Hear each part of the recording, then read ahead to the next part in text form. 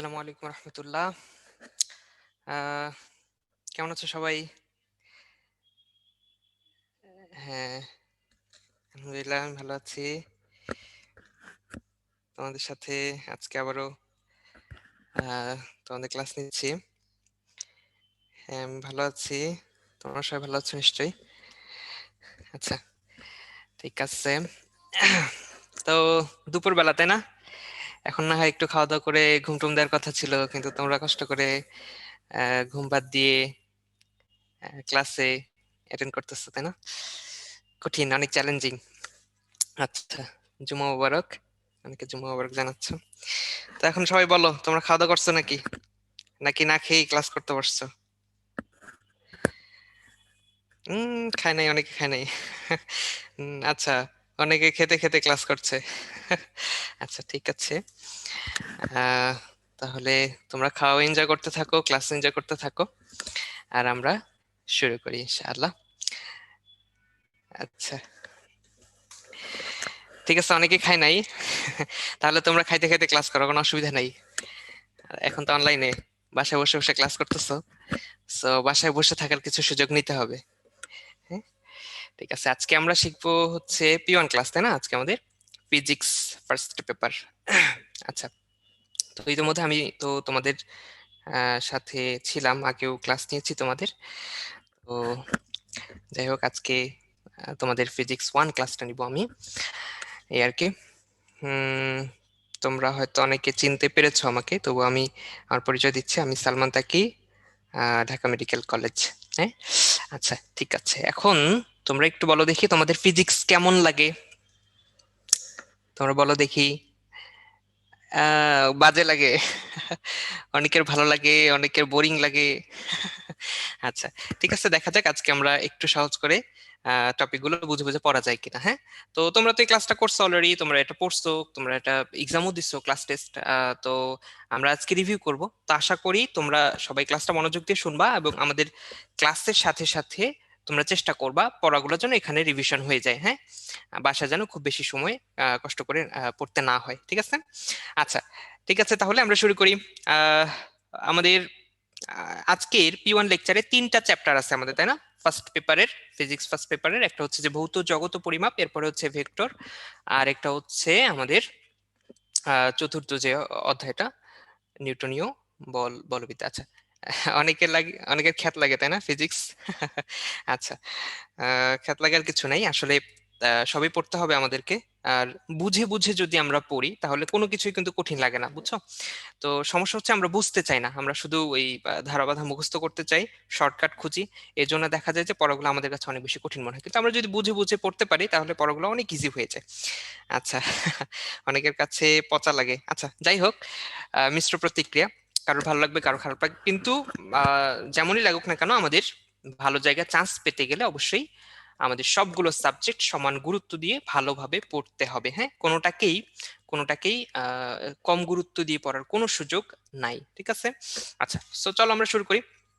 দেখো, আমাদের আহ প্রথম যে চ্যাপ্টার তোমার হচ্ছে ভৌত জগৎ এবং পরিমাপ। হ্যাঁ, আমরা এখানে ফিজিক্সের কিছু বেসিক বিষয় সম্পর্কে জানবো। আচ্ছা, এখন দেখো, আমাদের এই যে আহ, আমাদের এই যে পৃথিবী, আমাদের এই যে জগৎ, এখানে এটাকে আমরা দুইটা অংশে ভাগ করতে পারি, তাই না? একটা হচ্ছে যে ভৌত জগৎ, আর একটা হচ্ছে জীব জগৎ। আমাদের পৃথিবীতে যে জিনিসপত্রগুলো আছে সবগুলোকে আমরা দুটো শ্রেণীতে ভাগ করতে পারি, একটা হচ্ছে ভৌত জগৎ আর একটা হচ্ছে জীব জগৎ, তাই না? আচ্ছা, সো আমরা ফিজিক্সে আলোচনা করব হচ্ছে আমাদের ভৌত জগৎ নিয়ে। ফিজিক্সে আমরা আলোচনা করবো আমাদের ভৌত জগৎ নিয়ে, ভৌত জগতের বিভিন্ন ঘটনাবলী এবং তাদের ব্যাখ্যা নিয়ে, ঠিক আছে? তো আমাদের এই যে ভৌত জগৎ, এই ভৌত জগৎ 4টা মৌলিক উপাদানের সমন্বয়ে গঠিত। কয়টা মৌলিক উপাদান? 4টা মৌলিক উপাদান। সেগুলো কি কি? স্থান, কাল, ভর এবং শক্তি, তাই না? স্থান, কাল, ভর, শক্তি, এই 4টা মৌলিক উপাদানের সমন্বয়ে আমাদের ভৌত জগৎটা গঠিত, ঠিক আছে? তো আমাদের এই ভৌত জগতে যত জিনিসপত্র আছে তার সাথে এই 4টা বিষয় কোনো না কোনো ভাবে রিলেটেড, তার সাথে এই 4টি বিষয় কোনো না কোনো ভাবে সম্পর্কিত। তো আমাদের এই 4টা আহ উপাদানের নাম মনে রাখতে হবে। একটা হচ্ছে স্থান, একটা হচ্ছে কাল, আরেকটা হচ্ছে ভর, এবং আরেকটা হচ্ছে আহ আহ আরেকটা হচ্ছে শক্তি। আচ্ছা, ঠিক আছে, অনেকে বলছো যে ইম্পর্টেন্ট টপিকগুলো বলে দিতে। হ্যাঁ, আমি অবশ্যই ইম্পর্টেন্ট টপিকগুলো তোমাদেরকে বলে দিব, তো তোমরা জাস্ট একটু মনোযোগ দিয়ে শোনার চেষ্টা করো। হ্যাঁ, আচ্ছা। তো দেখো আমাদের তো ভৌত জগৎ অনেক বিচিত্র, তাই না? পৃথিবী কি বিচিত্র, দেখাবো তার চিত্র, তাই না? আচ্ছা। সো সো আমাদের এই যে বিচিত্র পৃথিবী, বৈচিত্র্যময় পৃথিবী, আমরা আমাদের এই জগতের বৈচিত্র্যকে দুইভাবে উপলব্ধি করতে পারি, দুইভাবে উপভোগ করতে পারি। একটা হচ্ছে আহ বৃহৎ থেকে বৃহৎ ভাবে দেখা, আর একটা হচ্ছে ক্ষুদ্র থেকে ক্ষুদ্র ভাবে দেখার মাধ্যমে। ঠিক আছে, আমরা বড় থেকে বড় জিনিসগুলো দেখার মাধ্যমে আমরা আমাদের ভৌত জগৎকে উপভোগ করতে পারি। আমরা ছোট থেকে ছোট ভাবে আমাদের জীব জগৎকে উপলব্ধি করার মাধ্যমে, দেখার মাধ্যমে আমরা এই জীব জগতের বৈচিত্র্যটাকে উপভোগ করতে পারি। ঠিক আছে, এখন বৃহৎ থেকে বৃহৎ ভাবে দেখার অর্থ কি? দেখার অর্থ হচ্ছে আমাদের পৃথিবী এটা একটা গ্রহ, তাই না? আচ্ছা। তো এই এই এই পৃথিবী হচ্ছে আমাদের সূর্য নামক যে সৌরজগৎ আছে, সেই সৌরজগতের অন্তর্ভুক্ত। এরকম অনেকগুলো সৌরজগৎ নিয়ে আবার ছায়াপথ, তাই না? এভাবে আমরা যত বাড়াতে থাকবো তত বাড়তে থাকবে, তাই না? এভাবে ছোট থেকে বড় যে বিষয়গুলো, এভাবে আমরা বৃহৎ থেকে বৃহৎ ভাবে দেখি। আচ্ছা, আর ক্ষুদ্র থেকে ক্ষুদ্র ভাবে দেখার অর্থ হচ্ছে কি, যে আমরা আমাদের চারদিকে যে বস্তুগুলো দেখি, এই বস্তুগুলোকে যদি আমরা ভেঙে ফেলি, ভেঙে ভেঙে এক পর্যায়ে আমরা পাবো হচ্ছে অণু। অণুগুলোকে আমরা ভাঙলে পাবো হচ্ছে পরমাণু। পরমাণুগুলোকে ভেঙে আমরা পাবো স্থায়ী কণিকা, অস্থায়ী কণিকা, এবং কণিকা ভেঙে পাবো কোয়ার্ক, কোয়ার্ক ভেঙে পাবো শক্তি, আরো কত কি। আচ্ছা, তো এই যে আমরা বড় জিনিসগুলোকে ভেঙে ভেঙে ছোট ছোট জিনিসগুলো আমরা দেখছি, এটা হচ্ছে ক্ষুদ্রভাবে দেখা। ঠিক আছে। আচ্ছা, তাহলে আমরা আমাদের ভৌত জগৎকে, ভৌত জগতের বৈচিত্র্যকে দুভাবে উপভোগ করি। একটা হচ্ছে ক্ষুদ্র থেকে ক্ষুদ্রভাবে দেখার মাধ্যমে, আর একটা হচ্ছে বৃহৎ থেকে বৃহৎ ভাবে দেখার মাধ্যমে। এখন আসো আমাদের যে আমাদের যে পদার্থ বিজ্ঞান, আমাদের পদার্থ বিজ্ঞানের পরিসর, আমাদের পদার্থ বিজ্ঞানে কি কি নিয়ে আলোচনা করা হয়, তাই না? দেখো আমাদের চারিদিকে অনেকগুলো ধর্ম আছে, তাই না, যেগুলো আমরা হচ্ছে উপলব্ধি করি, যেমন হচ্ছে তাপ, শব্দ, আলো, চুম্বক। সো আমাদের পদার্থ বিজ্ঞানে এই যে ভৌত বিষয়গুলো আছে, ভৌত ধর্মগুলো আছে, এই সবগুলো বিষয় নিয়ে আলোচনা করা হয়। এবং আহ এবং হচ্ছে সাধারণ পদার্থ বিজ্ঞানে কি করা হয়, আমাদের কিছু জেনারেলাইজড বিষয় আছে, যেগুলো হচ্ছে এই যে বিশেষ বিশেষ ভৌত ধর্মের কথা যেগুলো নিয়ে আলোচনা করা হয়, এগুলোর কিছু সাধারণ বিষয় আছে যেগুলো সবার ক্ষেত্রে প্রযোজ্য। এই বিষয়গুলো নিয়ে আমাদের সাধারণ পদার্থ বিজ্ঞানে আলোচনা করা হয়। ঠিক আছে, তাহলে একটা হচ্ছে সাধারণ পদার্থ বিজ্ঞান, এবং কিছু স্পেশালাইজড অংশ আছে পদার্থ বিজ্ঞানে, সেটা হচ্ছে তাপবিজ্ঞান, শব্দবিজ্ঞান, আলোক বিজ্ঞান, চুম্বক বিজ্ঞান, তড়িৎ, ইলেকট্রনিক্স, পারমাণবিক বিজ্ঞান। তো আমাদের কি করতে হবে, এই জিনিসগুলো ভালো করে মনে রাখতে হবে। ঠিক আছে, এটা খুবই খুবই ইম্পর্টেন্ট, তোমরা একটু নোট করে নিবা যে এই যে আমাদের পদার্থ বিজ্ঞানকে বিভিন্ন ভাগে ভাগ করে আলোচনা করা হয়, সেই ভাগগুলো কি সেগুলো আমাদেরকে জানতে হবে। হ্যাঁ, আচ্ছা। এখন এই যে আমরা সাধারণ পদার্থ বিজ্ঞান বললাম, এই সাধারণ পদার্থ বিজ্ঞানকে আবার দুই ভাগে আলোচনা করা যায়। ঠিক আছে, দুইটা অংশে আলোচনা করা যায়। একটা হচ্ছে বলবিদ্যা, আর একটা হচ্ছে পদার্থের ধর্ম। বলবিদ্যা মানে কি, যেখানে বল নিয়ে আলোচনা করা হয়, বলের প্রয়োগ নিয়ে আলোচনা করা হয়, বলের বৈশিষ্ট্য নিয়ে আলোচনা করা হয়, তাই না? আচ্ছা, ঠিক আছে। এখন এই যে বলবিদ্যা আমরা বললাম এবং পদার্থের ধর্ম বললাম, এরা প্রত্যেকে আবার দুই ভাগে ভাগ করা যায়, প্রত্যেককেই দুই ভাগে ভাগ করা যায়। বলবিদ্যা কি কি, সেটা হচ্ছে স্থিতিবিদ্যা এবং গতিবিদ্যা। আমরা যদি স্থিতিশীল বস্তুর উপর কোনো বল প্রয়োগ করি, তাহলে সেটা আলোচনা করা হবে স্থিতিবিদ্যায়। আবার যদি আমরা গতিশীল কোনো বস্তুর উপরে বল প্রয়োগ করি, তাহলে সেখানে আমাদের সেটা আলোচনা হবে হচ্ছে গতিবিদ্যায়। ঠিক আছে, তাহলে বলবিদ্যাকে আমরা দুইটা ভাগে ভাগ করি, একটা হচ্ছে স্থিতিবিদ্যা আর একটা হচ্ছে গতিবিদ্যায়। ঠিক আছে, আচ্ছা, খুব ভালো কথা। এখন বলবিদ্যা তো শিখলাম, বলবিদ্যার দুইটা ভাগ আছে, স্থিতিবিদ্যা, গতিবিদ্যা। এই যে পদার্থের ধর্ম বললাম, এই পদার্থের ধর্ম এইটাও হচ্ছে দুই রকমের। হ্যাঁ, দুই রকমের, একটা হচ্ছে সাধারণ ধর্ম আর একটা হচ্ছে বিশেষ ধর্ম। একটা হচ্ছে সাধারণ ধর্ম আর একটা হচ্ছে বিশেষ ধর্ম। তাহলে পদার্থের এই দুই রকমের বৈশিষ্ট্য থাকতে পারে, একটা হচ্ছে সাধারণ ধর্ম আর একটা হচ্ছে বিশেষ ধর্ম। এখন সাধারণ ধর্ম জিনিসগুলো কি? সাধারণ ধর্ম মানে হচ্ছে যে ধর্মগুলো আসলে সব ধরনের পদার্থেই মোটামুটি কম বেশি পাওয়া যায়। তুমি তরল বলো বা কঠিন বলো বা বায়বীয় বলো, সবগুলোতে কিন্তু ওজন আছে, সবগুলোর বিস্তৃতি আছে, রোধ আছে, কম বেশি আছে, স্থিতিস্থাপকতা, তাই না? আচ্ছা, কিন্তু বিশেষগুলো কি? বিশেষগুলো হচ্ছে যেটা সবার মধ্যে সমানভাবে পাওয়া যাবে না, কোনোটাতে স্পেশালি পাওয়া যাবে, কোনোটাতে বিশেষভাবে পাওয়া যাবে। হ্যাঁ, আচ্ছা, এগুলোকে বলা হচ্ছে বিশেষ ধর্ম। এখন আমাদের এখান থেকে কি শিখতে হবে? আমাদের এখান থেকে উদাহরণগুলো শিখতে হবে যে সাধারণ ধর্ম কারা এবং বিশেষ ধর্ম কারা, মানে কার বিশেষ ধর্ম কারা, এই জিনিসগুলো আমাদের শিখতে হবে। এগুলো থেকে এমসিকিউ আসতে পারে। ঠিক আছে, তাহলে খেয়াল করি আমাদের এখানে বিশেষ ধর্ম কি কি বলা হচ্ছে? স্থিতিস্থাপকতা, দৃঢ়তা, ভঙ্গুরতা, তাই না? আচ্ছা, এই সবগুলো হচ্ছে আমাদের কঠিন পদার্থের বিশেষ ধর্ম। দেখো, একটা কঠিন পদার্থ দৃঢ় হতে পারে কিন্তু তরল বা বায়বীয় তেমন দৃঢ় হয় না। একটা কঠিন পদার্থ ভঙ্গুর হতে পারে কিন্তু কঠিন তরলের মধ্যে ভঙ্গুরতা বিষয়টা থাকে না। হ্যাঁ, কঠিন পদার্থগুলো স্থিতিস্থাপক হয়, অনেক বেশি স্থিতিস্থাপক হয়। তরল পদার্থ বায়বীয় পদার্থের মধ্যে যদিও স্থিতিস্থাপক আছে, কিন্তু তবে তবু এটা হচ্ছে খুবই খুবই কম। ঠিক আছে, এটা খুবই সিগনিফিকেন্ট না। আচ্ছা, তাহলে এগুলো হচ্ছে আমাদের কঠিন পদার্থের বিশেষ ধর্ম। আবার আমরা যদি বলি প্রবাহী, প্রবাহী আমরা যদি বলি প্রবাহীর কথা, তাহলে আহ, আমাদের প্রবাহীগুলো কি কি? আমাদের প্রবাহী হচ্ছে যারা পরিবাহিত হইতে পারে। আমাদের কঠিন পদার্থ কি পরিবাহিত হইতে পারে? আমাদের কিন্তু পরিবাহিত হইতে পারে না কঠিন পদার্থগুলো। আহ তাহলে পরিবাহিত হয় কারা? তরল পদার্থ এবং বায়বীয় পদার্থ, তাই না? তো এই যে তরল পদার্থ এবং বায়বীয় পদার্থ, এরা হচ্ছে প্রবাহী। প্রবাহের কিছু বিশেষ বৈশিষ্ট্য, সেটা হচ্ছে সান্দ্রতা। হ্যাঁ, বিশেষ ধর্ম হচ্ছে সান্দ্রতা। তাহলে সান্দ্রতা কার কার বিশেষ ধর্ম? আমরা দুটো অপশন পাইতে পারি, একটা হচ্ছে প্রবাহীর, আরেকটা হচ্ছে তরল এবং বায়বীয়। ঠিক আছে, আচ্ছা, এরপর হচ্ছে পৃষ্ঠটান বা তলটান। এটা হচ্ছে আমরা শুধুমাত্র তরল পদার্থে দেখি, এটা কঠিন পদার্থেও দেখি না, এটা হচ্ছে যে আমাদের বায়বীয় পদার্থেও দেখি না, সেজন্য এটা হচ্ছে আমাদের তরল পদার্থের বিশেষ ধর্ম। ঠিক আছে, আশা করি তোমরা সবাই এটা বুঝতে পেরেছো। তো আমাদের কি করতে হবে এখান থেকে? আমাদের এখান থেকে এই যে আমরা সাধারণ ধর্ম বিশেষ ধর্মগুলো বললাম, এই সবগুলো আমাদের উদাহরণগুলো জাস্ট মনে রাখতে হবে। হ্যাঁ, যে কার বিশেষ ধর্ম কোনটা, কার বিশেষ ধর্ম কোনটা। ঠিক আছে, তাহলে একটু তোমরা খেয়াল করো, আমাদের পদার্থবিজ্ঞানকে আমাদের পদার্থবিজ্ঞানকে অনেকগুলো ভাগে ভাগ করা যায়। তার মধ্যে হচ্ছে সাধারণ পদার্থবিজ্ঞান একটা অন্যতম গুরুত্বপূর্ণ অংশ। সাধারণ পদার্থবিজ্ঞান দুই ভাগে ভাগ করা যায়, একটা হচ্ছে বলবিদ্যা আর একটা হচ্ছে পদার্থের ধর্ম। এদের প্রত্যেককে দুইটা করে ভাগে ভাগ করা যায়। স্থিতিবিদ্যা গতিবিদ্যা হচ্ছে বলবিদ্যার ভাগ, সাধারণ ধর্ম বিশেষ ধর্ম হচ্ছে আমাদের পদার্থের ধর্ম যে অংশ, সেটার দুটি ভাগ আর কি। সো তোমরা জাস্ট উদাহরণগুলো পড়ে ফেলবা। আচ্ছা, ঠিক আছে, খুব ভালো কথা। এখন আমাদের যে পদার্থবিজ্ঞানে অনেকগুলো বিস্ময়কর অবদান আছে, তাই না? এখন আমাদের কাছে অনেক ইজি মনে হয়, এই যে আমরা চারিদিকে আমাদের দেখো লাইট জ্বলছে, আমরা হচ্ছে রাতের অন্ধকারেও দিনের আলোর মতো আলো পাই। হ্যাঁ, আমাদের লাইট থেকে, বাল্ব থেকে। তারপর হচ্ছে আমাদের অনেক গরমকালেও আমরা হচ্ছে প্রাকৃতিক বায়ুর মতো আমরা বাতাস পাই। ঠিক আছে, এখন তো বাতাসও লাগে না, এখন তো এসি ছাড়লেই একেবারে বাতাসবিহীন আমাদের হচ্ছে ঠান্ডা অবস্থা তৈরি হয়। সো এই যে বিষয়গুলো এখন আমাদের জন্য অনেক ইজি, কিন্তু যখন একটা সময় তো এগুলো ছিল না। সো যখন ছিল না তখন এগুলো চিন্তা করাটাও অনেক কঠিন ছিল। এরকম কিছু যে হতে পারে, যে বাল্ব এভাবে যে আমরা যে কৃত্রিম উপায়ে আলো তৈরি করতে পারি, হ্যাঁ, কৃত্রিম উপায়ে যে আমরা বাতাসের ব্যবস্থা করতে পারি, তো এই বিষয়গুলো একসময় তো ভাবা অনেক কঠিন ছিল। সো যাই হোক, তাহলে আমাদের পদার্থবিজ্ঞান বা আমাদের বিজ্ঞানের অগ্রসরতার ফলে আমরা অনেক অনেক সুবিধা ভোগ করতে পারছি, তাই না? আচ্ছা, সো দেখো, এখন আমরা কিছু পদার্থবিজ্ঞানের বিশেষ কিছু অবদান এখানে একটু দেয়া আছে, আমরা একটু খেয়াল করি।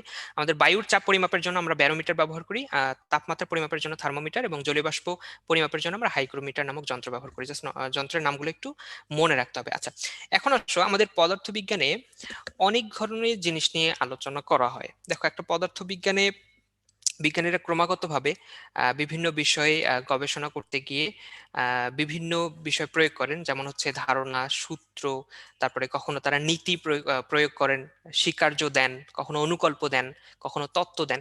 তো আমাদের এই পরিচয়গুলো জাস্ট একটু জানতে হবে।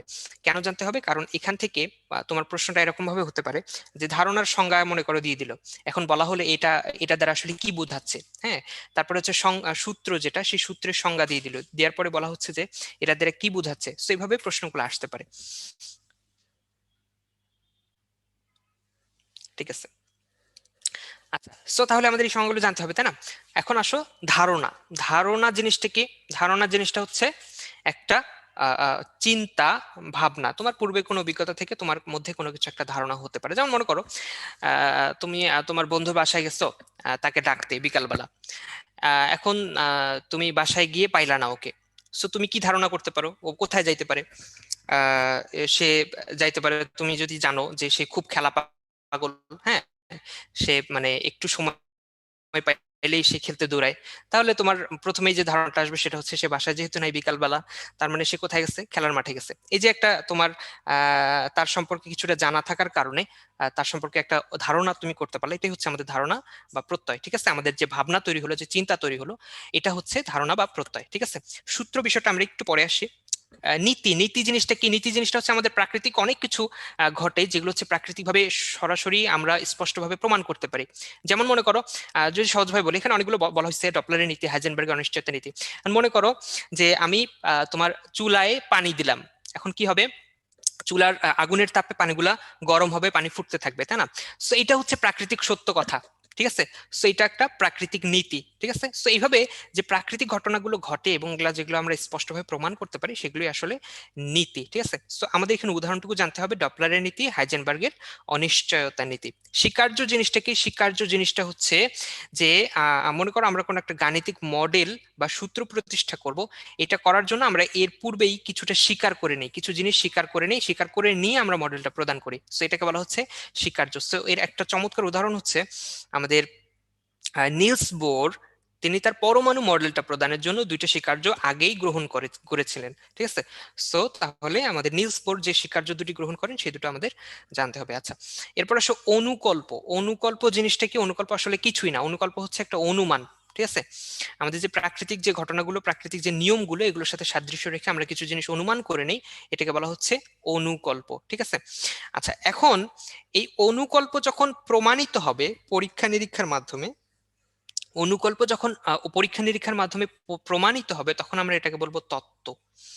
আবার এই তত্ত্বকে যখন আমরা একটা স্টেটমেন্টের মাধ্যমে, একটা উক্তির মাধ্যমে প্রকাশ করব, তখন আমরা এটাকে বলবো হচ্ছে সূত্র। তোমরা খেয়াল করো, সূত্র তাহলে কি? এখানে সূত্র হচ্ছে যে একটা তত্ত্ব যখন পরীক্ষা নিরীক্ষার মাধ্যমে প্রমাণিত হয় এবং একটা উক্তির মাধ্যমে প্রকাশ করা যায়, তখন আমরা তাকে কি বলি?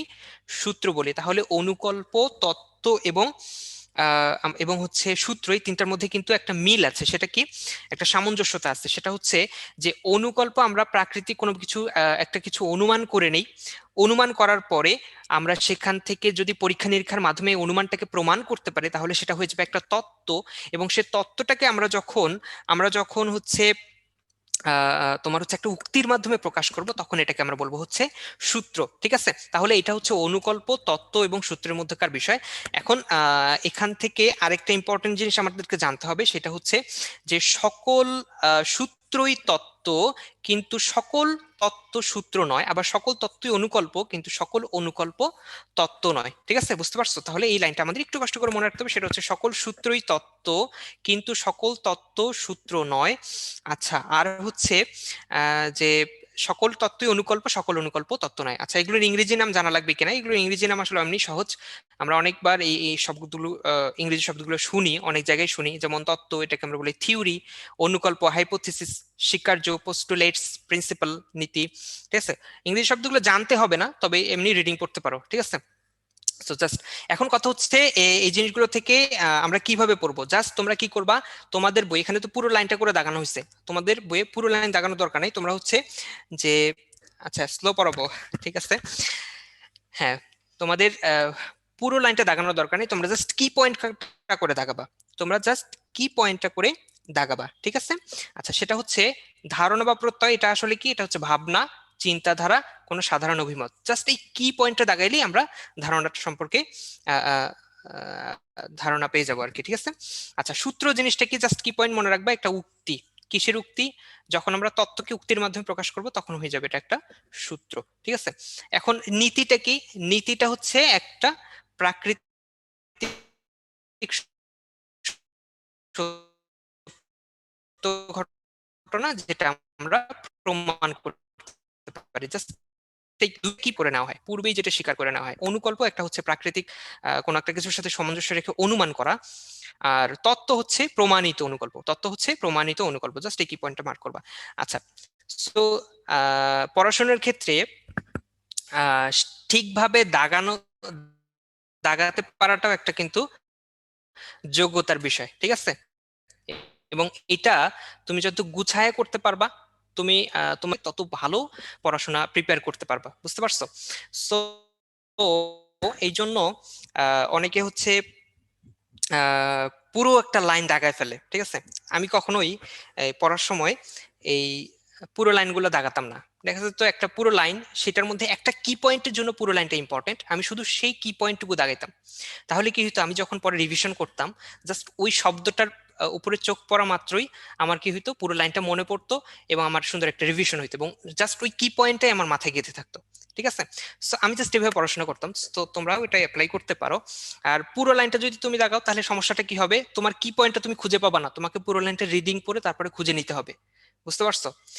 তো তোমরা তাহলে এটা করতে পারো যে পুরো লাইনটা দাগাতে পারো, কিন্তু জাস্ট কি পয়েন্টটা আবার হাইলাইট করতে পারো আলাদা করে, ঠিক আছে। তাহলে কি হবে যে একই সাথে লাইনটাও মার্ক করা থাকলো আর কি পয়েন্টটাও তোমার হাইলাইট হয়ে গেল, ঠিক আছে। সো জাস্ট এভাবে আইডিয়ালি তোমাকে সুন্দর করে পড়াগুলো গুছাই নিতে হবে, বুঝছো? কারণ হচ্ছে শেষ দিকে কি হবে, তোমার দেখো কতগুলো বই, তাই না?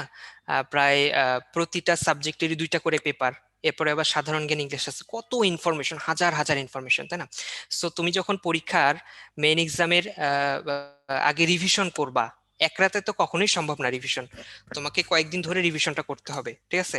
তুমি যদি মনে করো 5 দিন আগে থেকে রিভিশন করো, কারণ পরীক্ষার 5 দিন আগে যে জিনিসটা পড়ছো সেটা কিন্তু এত সহজে মনে থাকবে না, ভুলে যেতে পারো, খুবই স্বাভাবিক, তাই না? সো সেই ক্ষেত্রে তোমার দাগানোটা যদি গোছানো হয়, তোমার পড়াটা যত সাজানো থাকবে, তুমি তখন কিন্তু তত সুন্দর করে রিভিশন করতে পারবা এবং তত সুন্দর করে মনে রাখতে পারবা, ঠিক আছে। তো সেই জন্য একটু তোমরা সাজিয়ে গুছিয়ে তোমরা পড়াগুলো পড়ার চেষ্টা করবা, সুন্দর করে দাগানোর চেষ্টা করবা। আনইম্পর্টেন্ট জিনিসগুলো দাগানোর দরকার নেই, ক্লাসে যতটুকু পড়তে বলছো, যতটুকু শিখতে বলছে, যতটুকু ইম্পর্টেন্ট ততটুকু পড়বা, ঠিক আছে।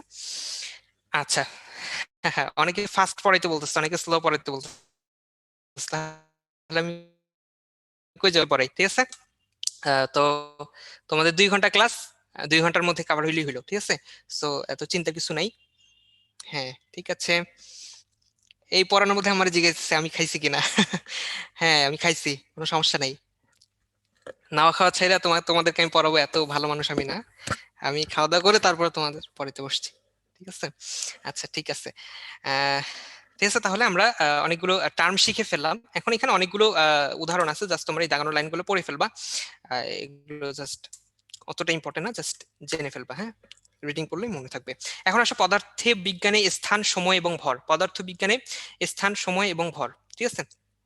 এই জিনিসটা কি, দেখো আমাদের নিউটনীয় বলবিদ্যা, এটাকে বলা হয় চিরায়ত বলবিদ্যা, মানে হচ্ছে ক্লাসিক মেকানিক্স, ঠিক আছে। নিউটনীয় বলবিদ্যাকে বলা হয় চিরায়িত বলবিদ্যা বা ক্লাসিক্যাল মেকানিক্স। আচ্ছা, এখন এই যে চিরায়ত বলবিদ্যা বা নিউটনীয় বলবিদ্যায় আমাদের 3টা মৌলিক রাশিকে পরম হিসেবে ধরে নেওয়া হয়। 3টা মৌলিক রাশি কি, স্থান, সময় এবং ভর। তোমরা একটু খেয়াল করো, আমরা শুরুতেই একটা জিনিস পড়েছি, সেটা হচ্ছে আমাদের যে ভৌত জগৎ, এই ভৌত জগৎ 4টা জিনিসের সমন্বয়ে গঠিত। আমাদের ভৌত জগৎটা 4টা জিনিসের সমন্বয়ে গঠিত। আমি তোমাদেরকে একটু দেখাই আরেকবার। সেটা হচ্ছে, দেখো আমাদের ভৌত জগৎ আমরা কি বলেছিলাম শুরুতেই, 4টা জিনিসের সমন্বয়ে গঠিত, তাই না? একটা স্থান, কাল, ভর, শক্তি। তো চিরায়িত বলবিদ্যায় কি বলছে, যে এইখানে তোমার 3টা জিনিসকে পরম হিসেবে ধরে নেওয়া হয়। একটা হচ্ছে স্থান, স্থানের জন্য দৈর্ঘ্য, তারপর হচ্ছে ভরের জন্য ভর, কালের সময়, কালের জন্য হচ্ছে সময়, ঠিক আছে। এই 3টা রাশিকে কি করে নেওয়া হয়, আমাদের পরম ধরে নেওয়া হয়, ঠিক আছে। মানে পরম মানে কি, যেটা কোনো চেঞ্জ নাই, যেখানেই যাই না কেন এটার কোনো চেঞ্জ হবে না, ঠিক আছে, এটার কোনো চেঞ্জ হবে না, ঠিক আছে। তাহলে এই 3টাকে ধরা হয় আমাদের পরম হিসেবে, স্থান, সময়, আরেকটা হচ্ছে ভর। কিন্তু বিজ্ঞানী আইনস্টাইন, তিনি কি বললেন, তিনি বললেন যে এই যে 3টা জিনিস, যেটা হচ্ছে নিউটন, তিনি এগুলোকে পরম ধরে তার সূত্র দিয়েছিলেন, এই 3টে জিনিস কিন্তু পরম না, এগুলো হচ্ছে পরিবর্তনশীল, গতির সাথে পরিবর্তনশীল। বস্তু যখন গতিশীল হবে, বস্তু যখন গতিশীল হবে তখন হচ্ছে এদের পরিবর্তন হতে পারে, এরা কোনোভাবেই পরম না, ঠিক আছে। স্থানও পরম না, সময়ও পরম না, ভরও পরম না। তাহলে এদের পরিবর্তনটা কেমন হবে গতির সাথে, যে গতিশীল বস্তুগুলোর দৈর্ঘ্য হবে সংকুচিত, ঠিক আছে, তাদের দৈর্ঘ্য হয়ে যাবে সংকুচিত, কিন্তু 2টি জিনিস বেড়ে যাবে, একটা হচ্ছে তার প্রসারণ ঘটবে, সময়ের প্রসারণ ঘটবে, আরেকটা হচ্ছে তার ভর বৃদ্ধি পাবে, ঠিক আছে। তাহলে যখন বস্তু অনেক বেশি গতিতে গতিশীল থাকবে তখন তার দৈর্ঘ্য সংকুচিত হবে, কিন্তু তার সময় বেড়ে যাবে এবং হচ্ছে তার ভর বেড়ে যাবে, ঠিক আছে। তাহলে নিউটনীয় বলবিদ্যা অনুযায়ী আমাদের স্থান, কাল এবং হচ্ছে ভর, এগুলো হচ্ছে পরম, এগুলোর কোনো পরিবর্তন হবে না। কিন্তু আইনস্টাইনের মতে আধুনিক ধারণা অনুযায়ী এগুলো হচ্ছে গতির সাথে পরিবর্তনশীল। তোমরা জাস্ট এটা একটু দেখে নিবা। এখন এসে এই যে আমরা বললাম যে ভৌত রাশিগুলো, মৌলিক রাশিগুলো, এগুলোকে আমরা হচ্ছে প্রকাশ করতে পারি তিনটা পদ্ধতিতে, ঠিক আছে? তিনটা পদ্ধতিতে আমরা এগুলোর একককে প্রকাশ করতে পারি। সেগুলো হচ্ছে কি, মৌলিক, মূল বা প্রাথমিক একক হিসেবে, লব্ধ, প্রাপ্ত বা যৌগিক একক হিসেবে, আর একটা হচ্ছে ব্যবহারিক একক হিসেবে। তিনটা নাম খুব ভালো করে মনে রাখতে হবে, কারণ প্রশ্ন আসতে পারে যে নিচের কোন প্রক্রিয়ার সাহায্যে ভৌত রাশিকে প্রকাশ করা যায় না, ভৌত রাশির একককে প্রকাশ করা যায় না, ঠিক আছে? তাহলে ভৌত রাশির একককে শুধুমাত্র তিনটা পদ্ধতিতে প্রকাশ করা যায়। যত পৃথিবীতে যত ভৌত রাশি আছে সবগুলোকে এই তিনটা পদ্ধতিতে সবগুলোর একককে আমরা প্রকাশ করতে পারবো। সেটা কি, মৌলিক বা মূল বা প্রাথমিক, লব্ধ, প্রাপ্ত বা যৌগিক। আরেকটা হচ্ছে ব্যবহারিক একক। মৌলিক কি কি, এই যে আমরা যে বললাম যে নিউটনীয় বলবিদ্যা আমাদের তিনটা জিনিসকে পরম হিসেবে ধরে নেওয়া হয়, এই পরম তিনটাই হচ্ছে আমাদের মৌলিক একক হিসেবে কাজ করে, ঠিক আছে? যেমন হচ্ছে পরম ধরেছিলাম দৈর্ঘ্য, পরম ধরেছিলাম ভর, পরম ধরেছিলাম সময়। সো এই তিনটার এককগুলোই হচ্ছে আমাদের মৌলিক একক হিসেবে কাজ করে। এই তিনটার এককগুলো আমাদের মৌলিক একক হিসেবে কাজ করে। মৌলিক মানে হচ্ছে এরা অন্য কোনো কিছু থেকে তৈরি না, বরং অন্যান্য যে এককগুলো এই তিনটা থেকে তৈরি করা যাবে। বুঝতে পারছো? আচ্ছা, সো এগুলো হচ্ছে মৌলিক। আর যৌগিক গুলো কি, এই দৈর্ঘ্য, ভর, সময়, এরা পরস্পর একসাথে মিলে যে এককগুলো তৈরি করতে পারে সেগুলো হচ্ছে যৌগিক একক বলে। আর আর আমাদের কিছু সুবিধার জন্য, আমাদের কাজের সুবিধার জন্য আহ, আমরা হচ্ছে মাইক্রন, টন, ঠিক আছে? আমরা অনেক বড় কিছু পরিমাপের জন্য, বড় দৈর্ঘ্য পরিমাপের জন্য কিলোমিটার, ভরের একক হচ্ছে কেজি, ঠিক আছে? এভাবে আমরা ব্যবহারিক এককগুলো ইউজ করি আর কি, ঠিক আছে? তোমরা এখানে একটা জিনিস জেনে রাখবে, সেটা হচ্ছে আলোকবর্ষ। এটা হচ্ছে একটা প্রাথমিক একক, মানে মৌলিক একক, ঠিক আছে? এটা কোনোভাবেই যৌগিক বা ব্যবহারিক একক না, এটা হচ্ছে একটা মৌলিক একক। এটা একটু মনে রাখবে, হ্যাঁ? আচ্ছা, ঠিক আছে। এখন একক লেখার অনেকগুলো পদ্ধতি আছে, পদ্ধতিগুলো আমার জানতে হবে না, তবে এককের প্রকাশের পদ্ধতি আছে। প্রকাশের তিনটি পদ্ধতি আছে। এই যে আমরা তিনটা প্রাথমিক একক বললাম, দৈর্ঘ্য, ভর্তি আছে, একটা হচ্ছে সিজিএস, একটা হচ্ছে এমকেএস, আর একটা হচ্ছে এসআই, ঠিক আছে? একটা হচ্ছে এসআই পদ্ধতি। সিজিএস পদ্ধতি, এটাতে হচ্ছে আমাদের তোমার কি ধরা হয়, সেন্টিমিটার, গ্রাম, তারপরে হচ্ছে সেকেন্ড ধরা হয়। আর এমকেএস তে কি হয়, মিটার, তারপরে হচ্ছে কেজি, আর একটা হচ্ছে সেকেন্ড। আর তো এই দুটা হচ্ছে অনেক আগে প্রচলিত ছিল, ঠিক আছে? আচ্ছা, এগুলো হচ্ছে অনেক আগে প্রচলিত ছিল, কিন্তু দেখা গেল যে আমাদের সারা বিশ্বে এক এক জায়গায় এক এক ভাবে এই পরিমাপগুলো করা হচ্ছে। সো আমাদের একটা ইউনিভার্সাল ওয়েতে আসা উচিত, এমন একটা প্রক্রিয়া আসা উচিত যে একক দিয়ে আমরা সারা বিশ্বে যেখানেই যাই না কেন আমরা ওই এককগুলো ব্যবহার করে সহজে পরিমাপ করতে পারবো, ঠিক আছে? সো এই নিয়তে আমাদের হচ্ছে এসআই এককের উৎপত্তি। সো এসআই এককটা কিভাবে তৈরি হয়, এই যে আরো 6টা যোগ করে মোট 9টা নিয়ে, মোট 9টা একক নিয়ে তৈরি হয় হচ্ছে তোমার এসআই পদ্ধতি, ঠিক আছে? এসআই পদ্ধতি, সেই 9টা কি কি আমরা একটু খেয়াল করি। দেখো এখানে আন্তর্জাতিক পদ্ধতি যেটা, এই যে 9টা রাশি, এই 9টা রাশি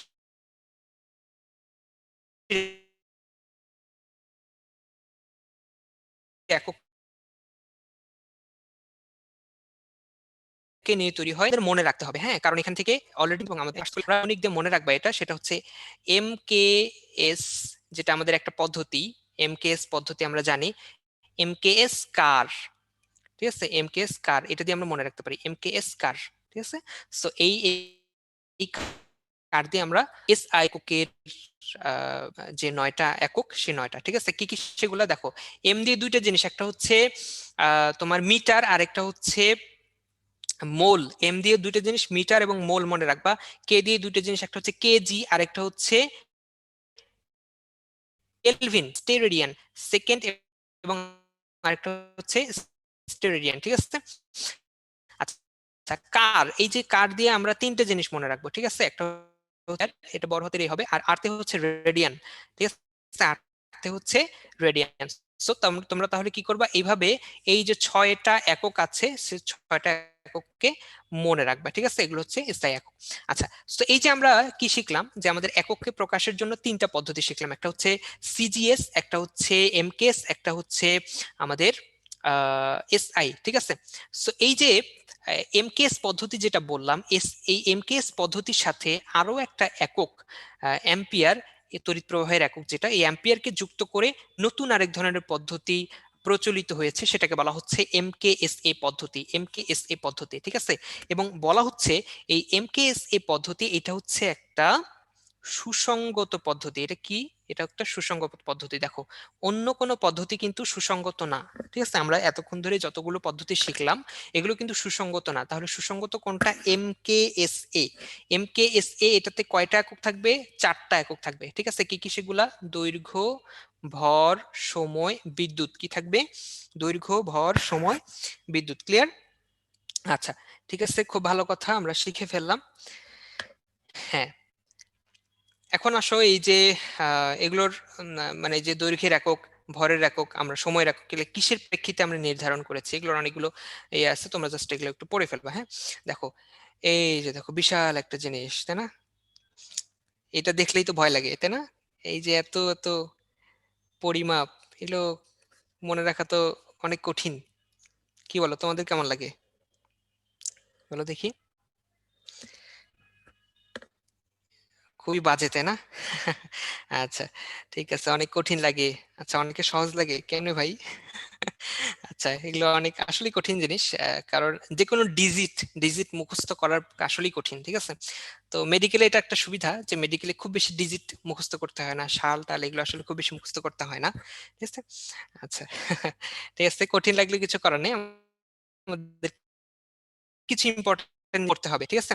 সো সবচেয়ে ইম্পর্টেন্ট যেটা, সেটা হচ্ছে আলোকবর্ষ। আলোকবর্ষ বলতে আসলে কি বোঝায়? আলোকবর্ষ হচ্ছে আলো, আমাদের যে আলো, সে আলো এক বছরে যে দূরত্ব অতিক্রম করে সেই দূরত্বটাকে আমরা বলি হচ্ছে এক আলোকবর্ষ, ঠিক আছে? এক বছরে যে দূরত্ব অতিক্রম করে সেটাকে বলি এক আলোকবর্ষ, এবং এটার পরিমাণ কত? এটা এই জাস্ট তোমরা এটা পড়ে ফেলবা খুব ভালো করে, হ্যাঁ?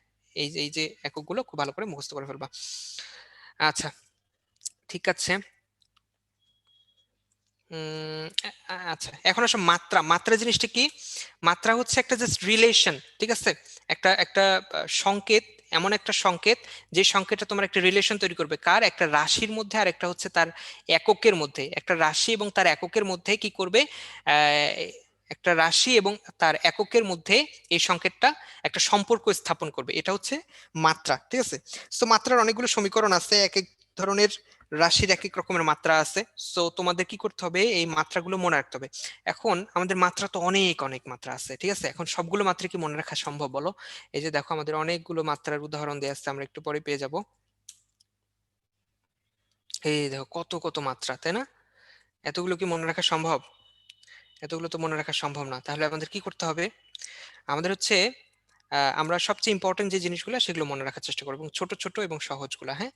আচ্ছা, তো প্রথমতই আমাদের যে কাজটা করতে হবে সেটা হচ্ছে আমাদের যে 9টা মৌলিক রাশি আমরা পড়েছি এসএ ইউনিটের, সেগুলোর আমাদের হচ্ছে ইয়েগুলো পড়ে ফেলতে হবে। এই যে তোমরা বিশেষ করে যেটা করবা সেটা হচ্ছে যে প্রথম পেজে যে জিনিসগুলো আছে এগুলো খুব ভালো করে, এগুলো কিন্তু কোনোভাবে ভুল করা যাবে না, এগুলোর মাত্রাগুলো সব ভালো করে পড়বা। আর বাকি যেগুলো সেগুলো জাস্ট রিডিং পড়বা, এত কিছু লাগবে না, ঠিক আছে? আর প্রতিটা চ্যাপ্টারেই দেখবা যে কিছু ইম্পর্টেন্ট জিনিস নিয়ে আলোচনা করা হয়েছে, মানে মেইন যে জিনিসটা নিয়ে আলোচনা করা হয়েছে সেই জিনিসটার যে মাত্রাগুলো সেগুলো তোমরা পড়বা। যেমন মনে করো নিউটনীয় বলবিদ্যা, এখানে বল নিয়ে আলোচনা করা হয়েছে, তো আমাদের বলের সম্পর্কে, বলের যাবতীয় জিনিসগুলো জানতে হবে। তো আমাদের বলের মাত্রাটা ওই চ্যাপ্টারে খুবই ইম্পর্টেন্ট, ওই চ্যাপ্টারে জানা। তো এইভাবে যেই যেই চ্যাপ্টারে যেই বিষয়টা নিয়ে বেশি আলোচনা হয়েছে সেই টপিকটা যে মাত্রা আছে সেটা তোমরা ভালো করে পড়বা, ঠিক আছে? আচ্ছা, ঠিক আছে, তাহলে এভাবে তোমরা মাত্রাগুলো একটু শিখে ফেলবা, হ্যাঁ? আচ্ছা,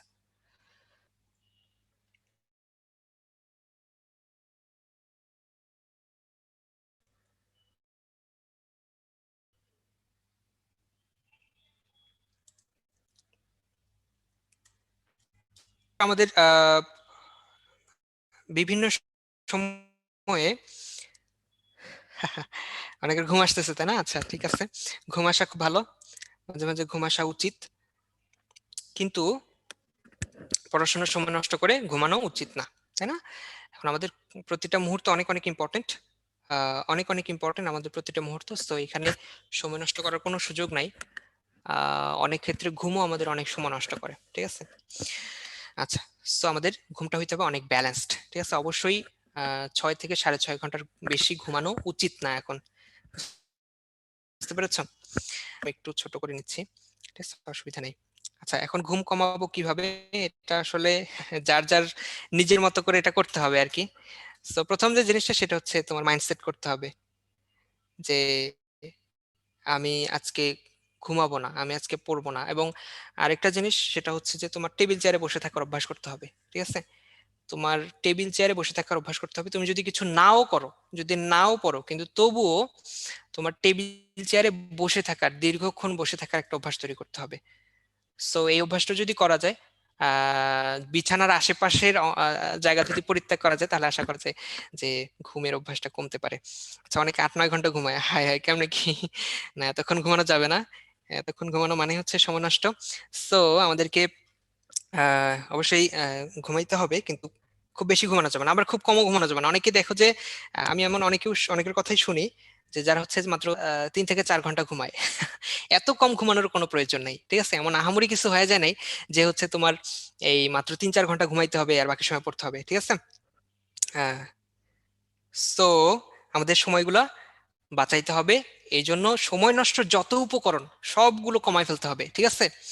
আচ্ছা, সেটা ওই মোবাইল চালানো হোক, সেটা ঘুমানো হোক, হ্যাঁ, তারপর হচ্ছে টিভি দেখা হোক বা যাই হোক না কেন, আমাদের সময় নষ্টটা কমাইতে হবে, ঠিক আছে? আচ্ছা, এখন আসো, আমাদের যে বিজ্ঞানীগুলো অনেক ধরনের তাদের আবিষ্কার আছে। ধীরে ধীরে তারা হচ্ছে একের পর এক অনেক ধরনের অনেক বিষয় আবিষ্কার করেছেন। সো এই বিষয়গুলো নিয়ে সংক্ষেপে একটু ধারণা দেওয়ার চেষ্টা হয়েছে এখানে। সো তোমরা জাস্ট এই জিনিসগুলো একটু পড়ে ফেলবা। এখন আমরা যেটা পড়বো সেটা হচ্ছে উম, আচ্ছা, দেখো, মাইকেল ফ্যারাডে তিনি, ঠিক আছে? মাইকেল ফ্যারাডে তিনি কি করেন? তিনি হচ্ছে একটা পরিবর্তনশীল চৌম্বক ক্ষেত্র থেকে তড়িৎ প্রবাহ উৎপাদন করেন। একটা পরিবর্তনশীল চৌম্বক ক্ষেত্র থেকে তড়িৎ প্রবাহ উৎপাদন করেন, ঠিক আছে? আচ্ছা, সো এই থেকে আমরা হচ্ছে এই যে তড়িৎ প্রবাহের উৎপত্তি, বুঝতে পারছো? আচ্ছা, সো ঠিক আছে।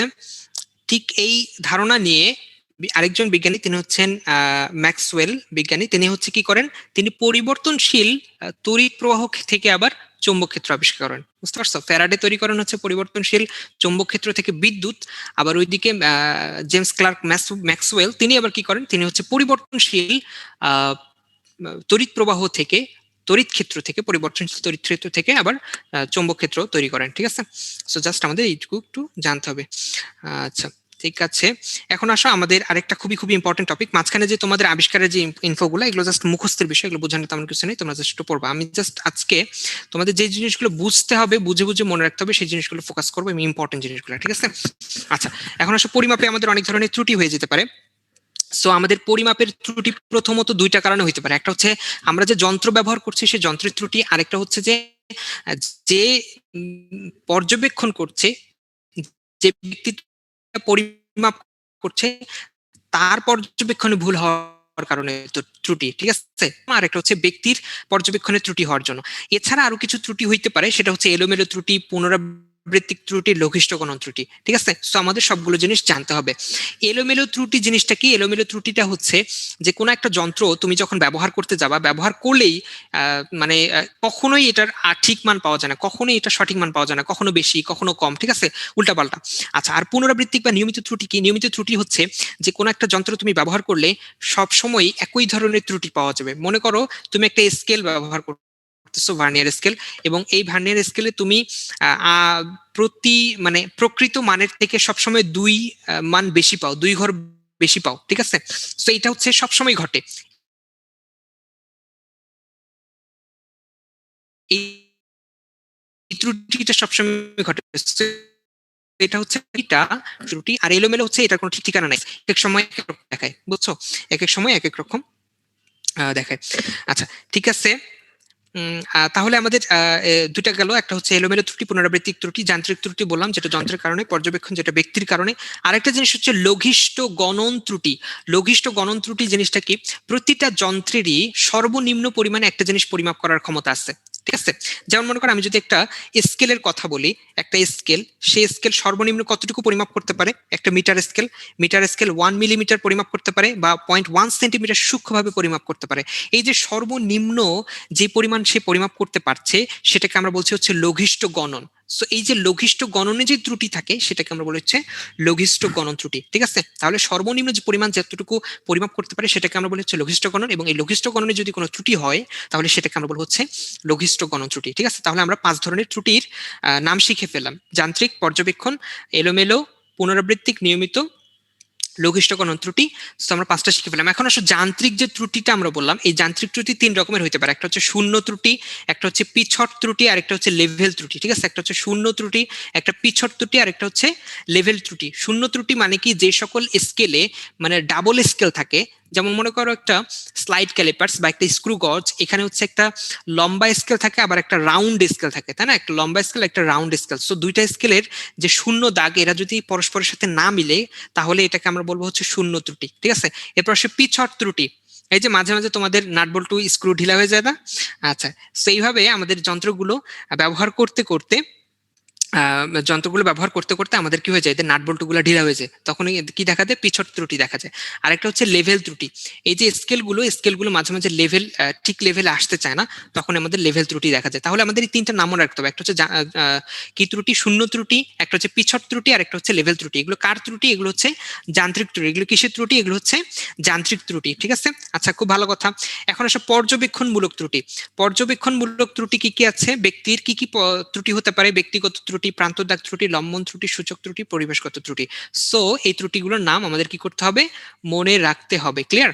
আচ্ছা, তো তোমরা যেটা করবা সেটা হচ্ছে, দেখো এই যে আমরা একটু আগে শূন্য ত্রুটি শিখলাম, পিছট ত্রুটি শিখলাম, কোথায় কোন ত্রুটি দেখা যায় এটা একটু জানতে হবে। দেখো, ভার্নিয়ার স্কেল, স্ক্রু গজ, স্লাইড ক্যালিপার, স্পিরোমিটার, এই সবগুলোতে কিন্তু ডাবল স্কেল আছে, 2টা করে স্কেল আছে, একটা রাউন্ড স্কেল, একটা হচ্ছে তোমার লম্বা স্কেল। সো 2টা স্কেলের শূন্য দাগ মিলতে হবে। সো এই জন্য যে সকল পরিমাপ যন্ত্রের ডাবল স্কেল থাকে সেগুলোতে শূন্য ত্রুটি দেখা যায়।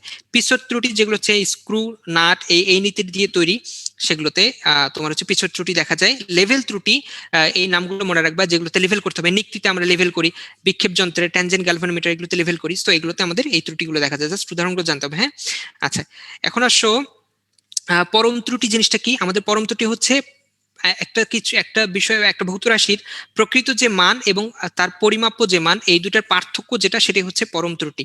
এবং এটাকে যদি আমরা 100% দিয়ে গুণ করি তাহলে সেখান থেকে আমরা পেয়ে যাবো হচ্ছে আমাদের শতকরা ত্রুটি। সো আমাদের শতকরা ত্রুটিটুকু জানতে হবে। আচ্ছা, এখন আসো এখানে দেখো স্লাইড ক্যালিপার্স। আমরা বললাম লঘিষ্ঠ গণন জিনিসটা কি? লঘিষ্ঠ গণন হচ্ছে যেটা সর্বনিম্ন পরিমাণ আমরা মাপতে পারি। সো স্লাইড ক্যালিপার্স দিয়ে আমরা সর্বনিম্ন কতটুকু পরিমাপ করতে পারি? 0.01 ন্যানোমিটার বা 0.001 সেন্টিমিটার। তাহলে এই ন্যানোমিটার, মিলিমিটার, সেন্টিমিটারের ইনভার্সনটা তোমরা কিন্তু মনে রাখবা। ঠিক আছে? 0.01 মিলিমিটার যদি মিলিমিটারে বলি, 0.001 এটা হচ্ছে সেন্টিমিটারে। ঠিক আছে? আচ্ছা, সো তাহলে এইভাবে আমরা আমাদের ত্রুটিগুলো মনে রাখবো। ঠিক আছে? আচ্ছা, তাহলে খুব ভালো কথা।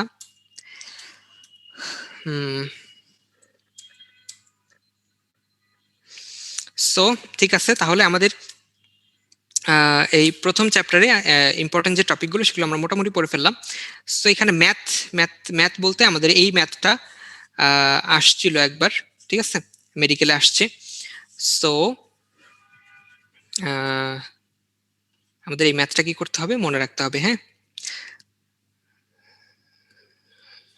এটা একটু করে ফেলবা।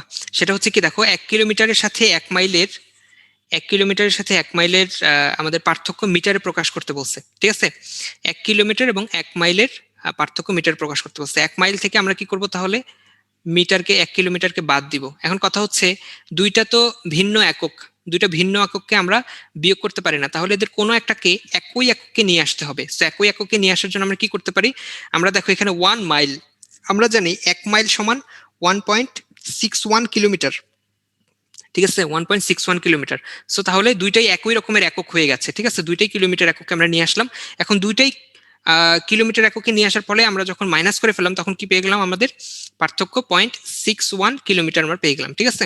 সো 0.61 কিলোমিটারে আমরা পাইলাম, কিন্তু আমাদের প্রকাশ করতে বলছে মিটারে। ঠিক আছে? আমরা জানি 1 কিলোমিটার সমান 1000 মিটার। সো আমরা 1000 দিয়ে গুণ দিলে আমরা পেয়ে যাব 609 বা 610, আমরা যেটি বলি না কেন আমরা এই মিটারটা পেয়ে যাবো। ঠিক আছে, সো এইভাবে আমরা এই অঙ্কটা করে ফেলতে পারি। ঠিক আছে, সো এটা যেহেতু অলরেডি এক্সামে আসছে, সো তোমরা এটা একটু করে ফেলবে। হ্যাঁ, সো আমাদের তাহলে এই চ্যাপ্টারের অঙ্ক শেষ।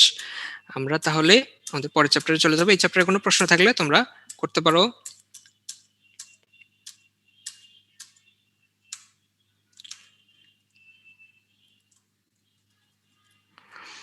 আচ্ছা ঠিক আছে, এবার আসো এবার আসা হচ্ছে আমাদের ভেক্টর, তাই না? আচ্ছা, ভেক্টর এখানে আমরা কি শিখবো? দেখো আমাদের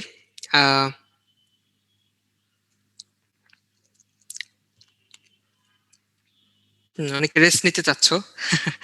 আচ্ছা ঠিক আছে, রেস্ট। আচ্ছা, তো রেস্ট নিতে নিতে আমরা একটু পড়াশোনা আগাই। হ্যাঁ, আচ্ছা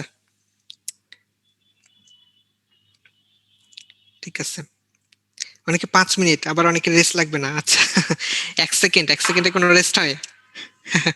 পড়ার টেবিলে ঘুম, আচ্ছা সমস্যা নেই, পড়ার টেবিলে ঘুমানো ভালো বিছানায় ঘুমানো থেকে। ঠিক আছে, কারণ একটু পরে ঘুম ভেঙে যাবে। আচ্ছা ঠিক আছে, এখন আসে ভেক্টর। হ্যাঁ, দেখো আমাদের যে ভৌত রাশিগুলা, এই ভৌত রাশিগুলোকে কিছু কিছু ভৌত রাশি যাদের হচ্ছে আমরা শুধু মান দিয়ে প্রকাশ করতে পারি না, এদের মানের সাথে সাথে আমাদেরকে দিকও প্রকাশ করতে হয়। ঠিক আছে, এগুলোকে আমরা বলি ভেক্টর রাশি। তো আমাদের এখানে হচ্ছে ভেক্টর রাশি এবং স্কেলার রাশির উদাহরণ জানতে হবে। ভেক্টর রাশি আর কিসের উদাহরণ জানতে হবে? স্কেলার রাশির উদাহরণ। ঠিক আছে, তো তোমরা কি করবা? তোমরা তো জানোই, তাই না?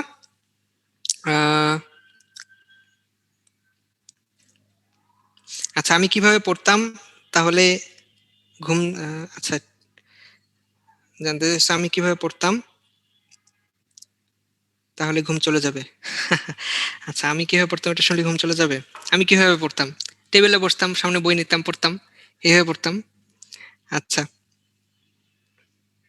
আচ্ছা ঠিক আছে। হ্যাঁ, এই যে একটা সূত্র তোমরা লিখে ফেলছো, তোমরা সবাই জানো এটা, সেটা হচ্ছে যে আমাদের ভেক্টর রাশিগুলো আমরা সূত্র দিয়ে মনে রাখি, সেটা হচ্ছে ভবেশ প্রিয়তম ভাষাপ্রেমে। তো এখানে যে রাশিগুলো আমরা পাবো সেগুলো হচ্ছে ভেক্টর। ভেক্টর গুলো মনে রাখলেই, আচ্ছা খুব উপকার হলো। আচ্ছা, আহ, হ্যাঁ উপকারই তো। টেবিলে বসে পড়াশোনা করতে হবে, বুঝছো? আচ্ছা, বিছানায় বসে পড়াশোনা পরিত্যাগ করতে হবে। আমার একটা অভ্যাস ছিল, আমি যখন ইন্টারমিডিয়েটে বিছানায় বসে পড়তাম, তো পড়তাম আর কিছুক্ষণ পরে ঘুমায় পড়তাম। ঠিক আছে, সো এডমিশন টাইমে আমার একটা ফার্ম ডিটারমিনেশন ছিল যে না, ঘুমানো যাবে না। তো এই জন্য যে কোনো ভাবেই হোক টেবিলে বসে থাকার প্র্যাকটিস করতে হবে। ঠিক আছে, টেবিলে বসে থাকার প্র্যাকটিস করতে হবে। সো সেই জন্য পড়াশোনা হোক বা না হোক টেবিলে বসে থাকতাম, পড়াশোনা হোক বা না হোক টেবিলে বসে পড়তাম। আচ্ছা, আমি কতক্ষণ পড়তাম? আচ্ছা, কতক্ষণ পড়তাম বলতে যতক্ষণ এনার্জি থাকতো ততক্ষণ পড়তাম আর কি, যতক্ষণ ঘুম না ধরতো ততক্ষণ পড়তাম। পড়াশোনা বিষয়ে কিছু টিপস এন্ড ট্রিক্স। আচ্ছা, কি টিপস দিব? আচ্ছা, টিপস হচ্ছে পড়ো, পড়ো এবং পড়ো। ঠিক আছে, এছাড়া এর থেকে বড় কোনো টিপস আর নাই। ঠিক আছে, এখন শুধু পড়াশোনা পড়াশোনা পড়াশোনা, এর থেকে বড় মোটিভেশন, বড় টিপস আর কিছু হবে না। ঠিক আছে, আচ্ছা আচ্ছা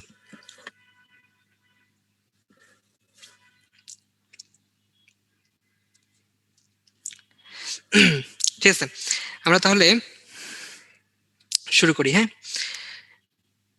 দেখো আমাদের যে ভেক্টর, আমরা হচ্ছে ভেক্টরের কতগুলো বৈশিষ্ট্য আছে, সেই বৈশিষ্ট্যগুলো কি? প্রথম হচ্ছে যে সমজাতীয় ভেক্টরগুলোকে আমাদের যোগ করা যায়। ভেক্টর কিন্তু আমরা মানে দুইটা ঘটনা ঘটাইতে পারি, তিনটা ঘটনা। একটা হচ্ছে ভেক্টরের আমরা যোগ করতে পারি, ভেক্টর আমরা বিয়োগ করতে পারি, আবার ভেক্টর আমরা গুণ করতে পারি। ঠিক আছে, আচ্ছা, সো ভেক্টরের যে যোগ এবং বিয়োগ এগুলো হচ্ছে সমজাতীয় রাশি ছাড়া সম্ভব না, অবশ্যই সমজাতীয় রাশি হইতে হবে। ঠিক আছে, আমি বেগ থেকে বেগ বিয়োগ করতে পারি, কিন্তু বেগ থেকে বেগে যোগ করতে পারি বেগের সাথে, কিন্তু আমরা হচ্ছে বেগের সাথে ত্বরণের যোগ করতে পারি না। ঠিক আছে, তো যোগ এবং বিয়োগের ক্ষেত্রে আমাদের একই ধরনের রাশি দরকার। কিন্তু আমরা যে গুণ বলি, আমাদের দুই ধরনের গুণ আছে ভেক্টর, একটা হচ্ছে স্কেলার গুণ আর একটা হচ্ছে ভেক্টর গুণ। সো তো আমরা হচ্ছে এই যে গুণটা করি, সেই গুণটা হচ্ছে স্কেলার গুণ বা ভেক্টর যে গুণ যেটা। সো এই দুটা গুণ আমাদের হচ্ছে একই রাশির মধ্যে মানে হওয়ার জন্য যে মানে একই রাশির মধ্যে যে হইতে হবে বিষয়টা এরকম না, ভিন্ন ভিন্ন রাশির মধ্যেও হইতে পারে, ঠিক আছে। তাহলে ভেক্টর গুণ বা আমরা স্কেলার গুণ যেটাই বলি না কেন, আমাদের হচ্ছে ভেক্টর গুণন স্কেলার গুণন ভিন্ন ভিন্ন রাশির মধ্যে হইতে পারে, কিন্তু যোগ বা বিয়োগ যেটাই বলি না কেন আমাদের হচ্ছে যে এগুলো হচ্ছে সমজাতীয় হতে হবে। ওকে, আচ্ছা, আর ভেক্টর গুণফল করলে আমরা কি পাবো? ভেক্টর রাশি স্কেলার গুণফল আমরা স্কেলার রাশি, ভেক্টরের স্কেলার গুণফল আমরা স্কেলার রাশি পাবো। সো আমাদের এটা একটু জানতে হবে। সংযোজন বন্টন সূত্র মেনে চলে, আমরা বন্টন সূত্র সংযোজন সূত্র সামনে জানবো। উপাংশে বিভক্ত করা যায়, ঠিক আছে। আচ্ছা, এগুলো হচ্ছে আমাদের ভেক্টর রাশির বৈশিষ্ট্য। এখন আসো, এই ভেক্টর রাশির প্রকাশ আমরা দুইটা ভাবে প্রকাশ করতে পারি, একটা হচ্ছে অক্ষর দিয়ে আর একটা হচ্ছে সরল রেখা দিয়ে। অক্ষর দিয়ে আর একটা হচ্ছে সরল রেখা দিয়ে আমরা হচ্ছে ভেক্টরকে প্রকাশ করতে পারি, ঠিক আছে। আচ্ছা, অক্ষর দ্বারা আমরা চার ভাবে প্রকাশ করতে পারি, কিভাবে সেটা? প্রথমে হচ্ছে আমরা এর উপরে তীর চিহ্ন দিয়ে প্রকাশ করতে পারি, এরপর হচ্ছে এর উপরে একটা দাগ, তারপর হচ্ছে নিচে একটা সরল দাগ, আর হচ্ছে আমরা বোল্ড করে লেখার মাধ্যমে আমরা ভেক্টরকে প্রকাশ করতে পারি। এই চার ভাবে আমরা হচ্ছে অক্ষরের মাধ্যমে প্রকাশ করতে পারি, ঠিক আছে। আচ্ছা, এখন এখানে অনেকগুলো বেগের কথা বলা হয়েছে, এগুলো আমাদের জানা লাগবে না। তল, তল সম্পর্কে যেটা জানবা, তল হচ্ছে একটা স্কেলার রাশি, আমাদের স্কেলার রাশি তল, এটা কোনো দিক প্রয়োজন হয় না তল প্রকাশের জন্য, সেজন্য এটা একটা স্কেলার রাশি। এখন দেখো, কিছু বিশেষ ধরনের ভেক্টর রাশি আছে। একক ভেক্টর, একক ভেক্টর মানে হচ্ছে যার মান এক, ঠিক আছে, যার মান এক তাকে আমরা বলি একক ভেক্টর। সঠিক ভেক্টর আর নাল ভেক্টর, এটা হচ্ছে সবচেয়ে ইম্পর্টেন্ট, তোমরা ট্রিপল স্টার দিয়ে রাখতে পারো। সেটা হচ্ছে যে আমাদের নাল ভেক্টর বা শূন্য ভেক্টর যেটা, এটার মানে কি? এটার মানে হচ্ছে এর মান হচ্ছে শূন্য। একক ভেক্টরের মান হচ্ছে এক, নাল মানে হচ্ছে শূন্য, এর মান হচ্ছে শূন্য, ঠিক আছে। আচ্ছা, এখন শূন্য হওয়ার কারণে কি হবে? এর হচ্ছে কোনো নির্দিষ্ট দিক নাই, এটার হচ্ছে পাদবিন্দু এবং শীর্ষবিন্দু একই জায়গায়, এর পাদবিন্দু যেখানে শীর্ষবিন্দু সেখানে, এর কোনো দিক নাই। তারপরে হচ্ছে মানে হ্যাঁ, দুটি সমান এবং বিপরীত ভেক্টর যখন একই বিন্দুতে ক্রিয়া করে, একই বিন্দুতে ক্রিয়া করবে, তখন এদের যোগফল বা লব্ধি হবে একটা নাল ভেক্টর, ঠিক আছে। তাহলে এই যে তিনটা লাইন খুব ভালো করে পড়বা, হ্যাঁ। আচ্ছা, এখন আসো, এই শূন্য বা নাল ভেক্টরের গুরুত্ব কি, গুরুত্ব দুটো তোমরা একটু পড়ে ফেলবা। আচ্ছা, বিপরীত ভেক্টর, বিপরীত ভেক্টর মানে কি? বিপরীত হচ্ছে যে তোমার মান সমান কিন্তু তোমার দিকটা ভিন্ন। মান সমান, এই এ বি এবং ই এফ এদের মান সমান কিন্তু দিকটা উল্টা, এটাকে আমরা বলছি হচ্ছে বিপরীত ভেক্টর। অবস্থান ভেক্টর, অবস্থান হচ্ছে কোনো কিছু সাপেক্ষে আমরা কারোর অবস্থান যখন নির্ধারণ করি, যেমন মনে করো এই যে একটা প্রসঙ্গ কাঠামো, প্রসঙ্গ কাঠামো ও বিন্দু সাপেক্ষে আমরা যখন পি এর অবস্থান নির্ণয় করব যে ভেক্টরের সাহায্যে, এই ভেক্টরটাকে আমরা বলবো হচ্ছে অবস্থান ভেক্টর। এখানে আর হচ্ছে একটা অবস্থান ভেক্টর, যেটা হচ্ছে ও বিন্দু সাপেক্ষে পি এর অবস্থানকে নির্দেশ করছে, ঠিক আছে। এই অবস্থান ভেক্টরের আরেকটা নাম আছে, এই আরেকটা নাম কি কি বলে বলো দেখি? অবস্থান ভেক্টরের আরেকটা নাম আছে, কি সেটা তুমি কি জানো? হ্যাঁ, রেডিয়াস বা ব্যাসার্ধ ভেক্টর। এই যে খেয়াল করো, আমাদের অবস্থান ভেক্টরকে অনেক সময় ব্যাসার্ধ ভেক্টর বলা হয়, ঠিক আছে। অবস্থান ভেক্টরকে কি বলে? ব্যাসার্ধ ভেক্টর বলে। আচ্ছা, আয়ত একক ভেক্টর কি? আমাদের এই যে এই কাঠামোতে যে আমরা একক ভেক্টর যেগুলো ইউজ করি সেগুলোকে আমরা বলি আয়ত ভেক্টর, ঠিক আছে। আচ্ছা, এখানে দেখো সদৃশ্য ভেক্টর, সদৃশ্য মানে কি? সমজাতীয় অসমমানের দুটি ভেক্টরকে আমরা বলি সদৃশ্য ভেক্টর, ঠিক আছে। যদি একই দিকে তারা ক্রিয়া করে তাহলে আমরা বলি হচ্ছে সদৃশ্য ভেক্টর। সমজাতীয় হইতে হবে, মনে করো দুইটা এ এবং বি এর হচ্ছে সমজাতীয়, মানে হচ্ছে দুইটাই বেগ প্রকাশ করছে, সমজাতীয় একই জাতীয়, এবং এরা হচ্ছে একই দিকে ক্রিয়া করছে, একই দিকে ক্রিয়া করছে, কিন্তু শর্ত হচ্ছে এরা অসমমানের, এরা হচ্ছে সমান মানের হবে না, এরা কিন্তু সমান মানের হওয়া যাবে না, ঠিক আছে। আচ্ছা, এরপর সে বিপ্রতীপ ভেক্টর, বিপ্রতীপ ভেক্টরটা কি? এটা হচ্ছে দেখো উল্টা, ঠিক আছে। 5 যদি হয় তাহলে বিপ্রতীপ হচ্ছে 1/5, তাহলে বিপ্রতীপ ভেক্টরটা মনে রাখবা। আচ্ছা, এখানে একটা জিনিস তোমরা খেয়াল রাখবে, সেটা হচ্ছে যে বিপরীত ভেক্টর, এটার আরেকটা নাম হচ্ছে ঋণ ভেক্টর বা সমভেক্টর, ঠিক আছে। বিপরীত ঋণ, বিপরীত ভেক্টর বা ঋণ ভেক্টর, ঠিক আছে। কিন্তু খেয়াল করো, এখানে ঋণ ভেক্টর বলছে মানে ঋণাত্মক ভেক্টর, কিন্তু কোনো ধনাত্মক ভেক্টর কিন্তু নাই, ঠিক আছে। ধনাত্মক ভেক্টর কিন্তু নাই। সো প্রশ্ন ভাবে হতে পারে নিচের কোনটি ভেক্টরের প্রকারভেদ নয়? সেখানে অপশন যদি ধনাত্মক থাকে তাহলে সেটা কোনোভাবেই মার্ক করা যাবে না, ঠিক আছে, কোনোভাবে এটাকে মার্ক করা যাবে না। তাহলে বিপরীত ভেক্টর আছে, ঋণ ভেক্টর আছে, কিন্তু ধনাত্মক ভেক্টর বলে কোনো ভেক্টর নাই। তাহলে বিপরীত ভেক্টরটা আমরা একটু আগে শিখলাম, সেটা হচ্ছে সমজাতীয় ভেক্টরগুলো যখন তাদের মান সমান কিন্তু এরা হচ্ছে পরস্পর বিপরীত দিকে ক্রিয়া করছে, তখন এটাকে আমরা বলি হচ্ছে বিপরীত ভেক্টর। আচ্ছা, পোলার ভেক্টর আর অক্ষীয় ভেক্টর তোমরা মনে রাখবা, যে সকল বেগ, যে সকল বস্তু ঘূর্ণনের সাথে সম্পর্কযুক্ত সেগুলোর ভেক্টরকে আমরা অক্ষীয় ভেক্টর বলবো। মানে ঘূর্ণনের সাথে কি কৌণিক বেগ, কৌণিক ত্বরণ, কৌণিক ভরবেগ। কিন্তু আমরা যদি বলি শুধু বেগ, শুধু ত্বরণ, শুধু ভরবেগ, এরা কিন্তু মানে ঘূর্ণনের সাথে সম্পর্কযুক্ত না, এরা সরল রেখায় চললেও এগুলো কাজ করবে, ঠিক আছে। সো এই যে যেগুলো ঘূর্ণনের সাথে সম্পর্কিত, এই যে কৌণিক বেগ, কৌণিক ত্বরণ, কৌণিক ভরবেগ, এগুলোকে আমরা বলছি হচ্ছে অক্ষীয় ভেক্টর। আর যেগুলো ঘূর্ণনের সাথে সম্পর্কযুক্ত না সেগুলোকে আমরা বলছি হচ্ছে পোলার ভেক্টর, ঠিক আছে। আচ্ছা, তাহলে এগুলো হচ্ছে আমাদের ভেক্টরের প্রকারভেদ, ঠিক আছে।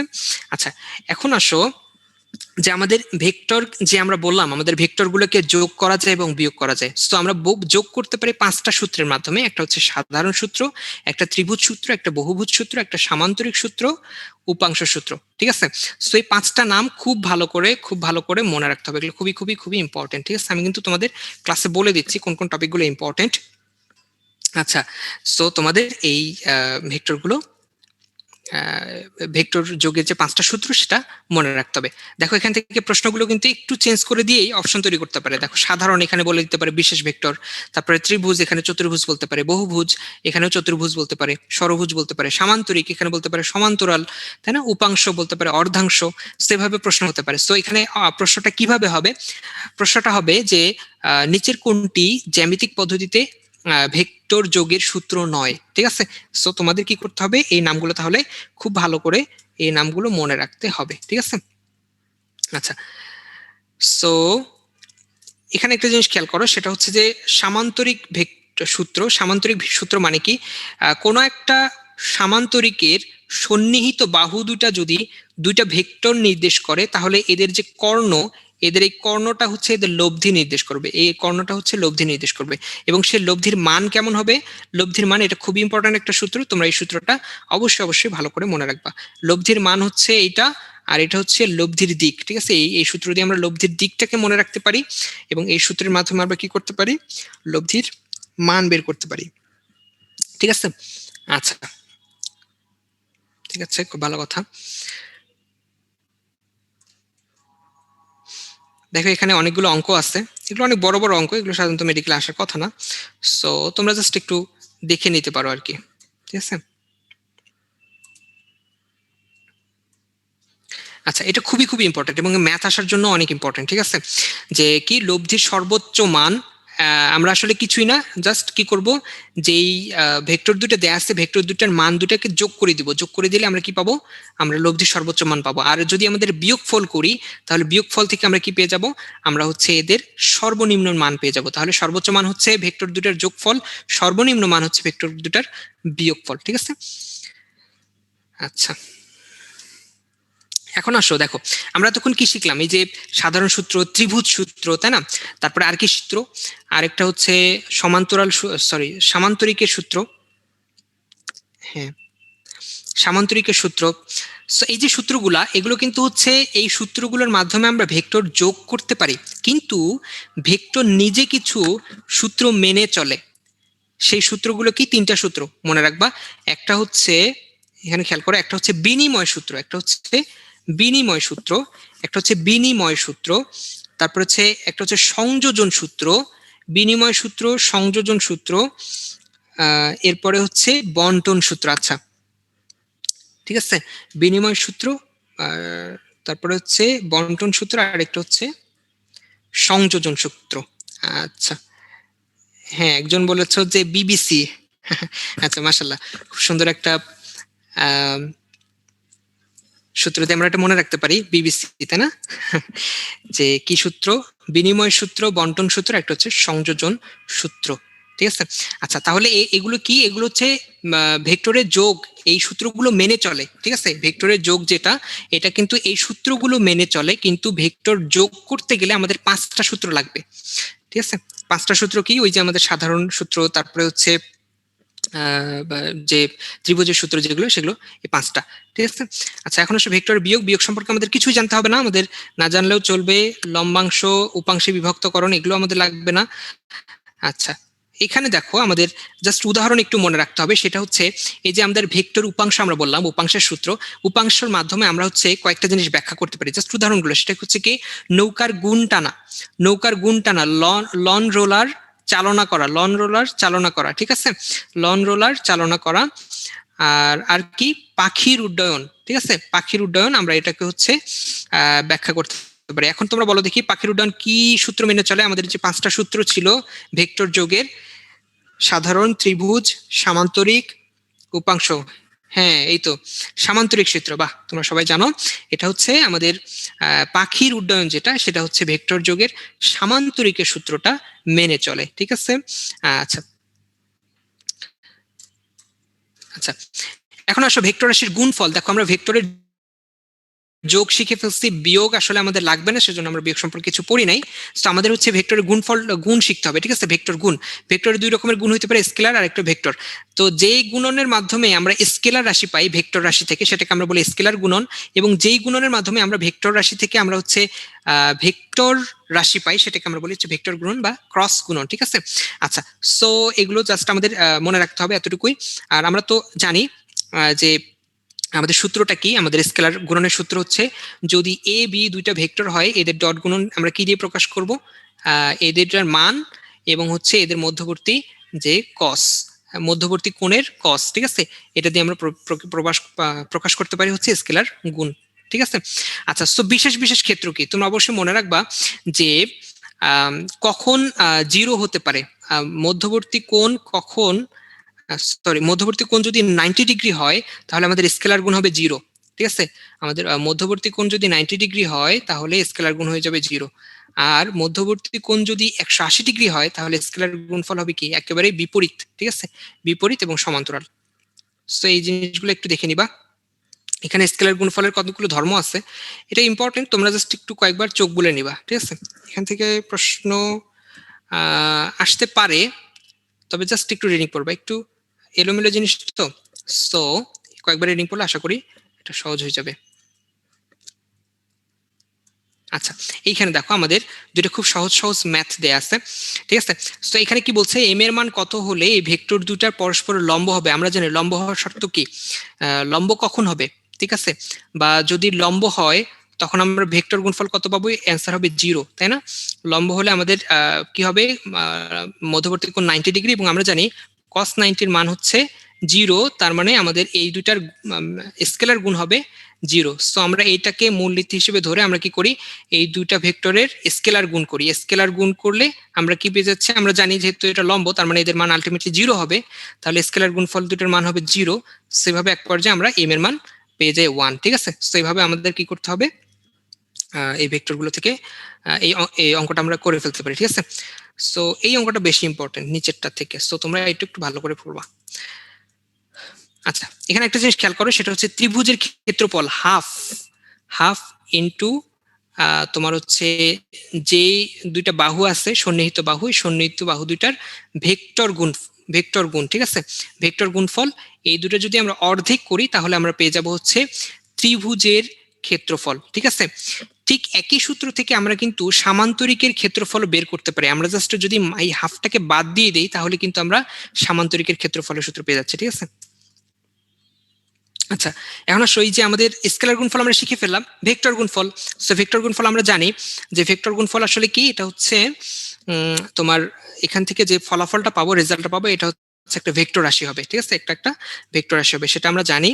তো এর দিকটা আমরা কি ভাবে নির্ধারণ করি, আমরা হচ্ছে ডানহাতি স্ক্রু ককের মাধ্যমে, কিসের মাধ্যমে, ডানহাতি কর্ক স্ক্রুর সাহায্যে আমরা কি করি, আমরা ভেক্টর রাশির দিক নির্ধারণ করি, ঠিক আছে। আচ্ছা, তোমরা এই জিনিসগুলো একটু রিডিং করে নিবা, এখানে একটা ম্যাথ আছে, সো তোমরা এটা একটু দেখে নিবা, ঠিক আছে। আচ্ছা,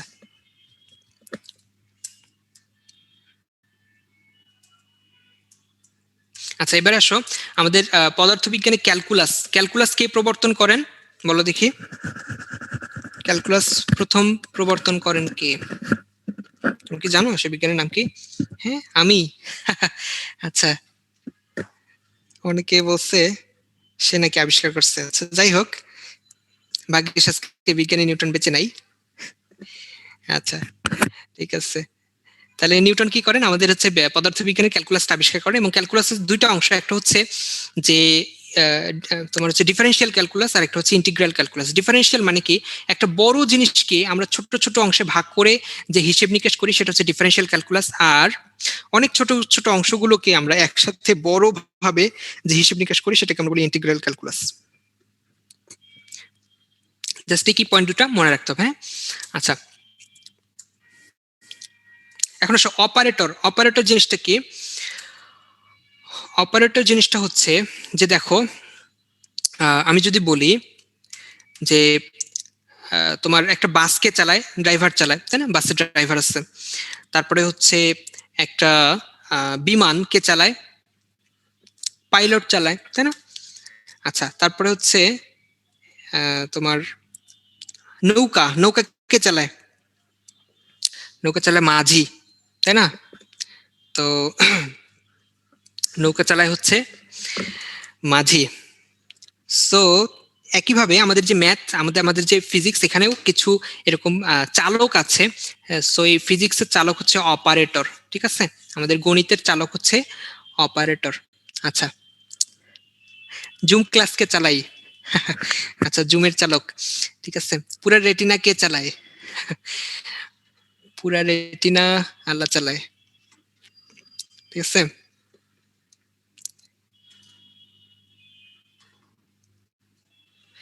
তাহলে দেখো অপারেটর, হ্যাঁ, অপারেটর কি? অপারেটর হচ্ছে যে এরা হচ্ছে এমন কিছু প্রতীক যারা হচ্ছে একটা রাশিকে আরেকটা রাশিতে রূপান্তর করে, কিন্তু এদের নিজস্ব কোনো মান নাই। যেমন মনে করেন, আমি যদি প্লাস বলি, আমি যদি মাইনাস বলি, আমি যদি গুণ বলি, ভাগ বলি, এগুলো কিন্তু একটা রাশিকে আরেকটা রাশিতে রূপান্তর করে, ঠিক আছে, কিন্তু এদের নিজস্ব কোনো মান নেই। এগুলোকে আমরা বলছি হচ্ছে অপারেটর। আচ্ছা, এখন কথা হচ্ছে আমাদের ভেক্টরের তিনটা টার্ম আছে। এই তিনটা টার্ম সম্পর্কে আমরা জানবো। একটা হচ্ছে যে গ্রেডিয়েন্ট, একটা হচ্ছে ডাইভারসেস, আর একটা হচ্ছে কার্ল, তাই না। অনেক ক্ষেত্রে তোমাদের এই তিনটা সম্পর্কে একটু কনফিউশন হয়, সো তোমরা একটু মনোযোগ দিয়ে খেয়াল করো, আশা করি আর কনফিউশন হবে না। সো ডাইভারসেস, গ্রেডিয়েন্ট, আর একটা হচ্ছে কার্ল। তোমরা মনে রাখবা যে গ্রেডিয়েন্ট এটা হচ্ছে কি, এটা হচ্ছে আমাদের কোন একটা ভেক্টর ক্ষেত্র, যেটা হচ্ছে কোন একটা স্কেলার রাশির, একটা অধিক রাশি মানে স্কেলার রাশির সর্বাধিক বৃদ্ধির হার প্রকাশ করে। তোমরা অলওয়েজ মনে রাখবা যে গ্রেডিয়েন্ট যেটা, সেটা কি করে, একটা স্কেলার ক্ষেত্রকে, সে কি করে, একটা স্কেলার ক্ষেত্রকে একটা ভেক্টর ক্ষেত্রে রূপান্তর করে, ভেক্টর ক্ষেত্রে রূপান্তর করে, ঠিক আছে। একটা স্কেলার ক্ষেত্রকে একটা ভেক্টর ক্ষেত্রে রূপান্তর করে, এটা কি করে, এটা হচ্ছে গ্রেডিয়েন্ট করে। আর ডাইভারজেন্স কি করে? ডাইভারজেন্স হচ্ছে একটা ভেক্টর ক্ষেত্রকে স্কেলার ক্ষেত্রে রূপান্তর করে, ভেক্টর ক্ষেত্রকে স্কেলার ক্ষেত্রে রূপান্তর করে, ঠিক আছে। আচ্ছা, আরেকটা হচ্ছে কার্ল, ঠিক আছে। কার্লের কাজ কি? কার্ল হচ্ছে ভেক্টর ক্ষেত্রকে ভেক্টর ক্ষেত্রেই রূপান্তর করে, ভেক্টর ক্ষেত্রকে ভেক্টর ক্ষেত্রেই রূপান্তর করে, বুঝতে পারছো? এটা কোনো চেঞ্জ নাই। তাহলে এই জন্য তিনটা জিনিস একটু মনে রাখতে হবে। তোমার হচ্ছে গ্রেডিয়েন্ট, এটা কি করে, এটা স্কেলার ক্ষেত্রকে ভেক্টর ক্ষেত্রে রূপান্তর করে।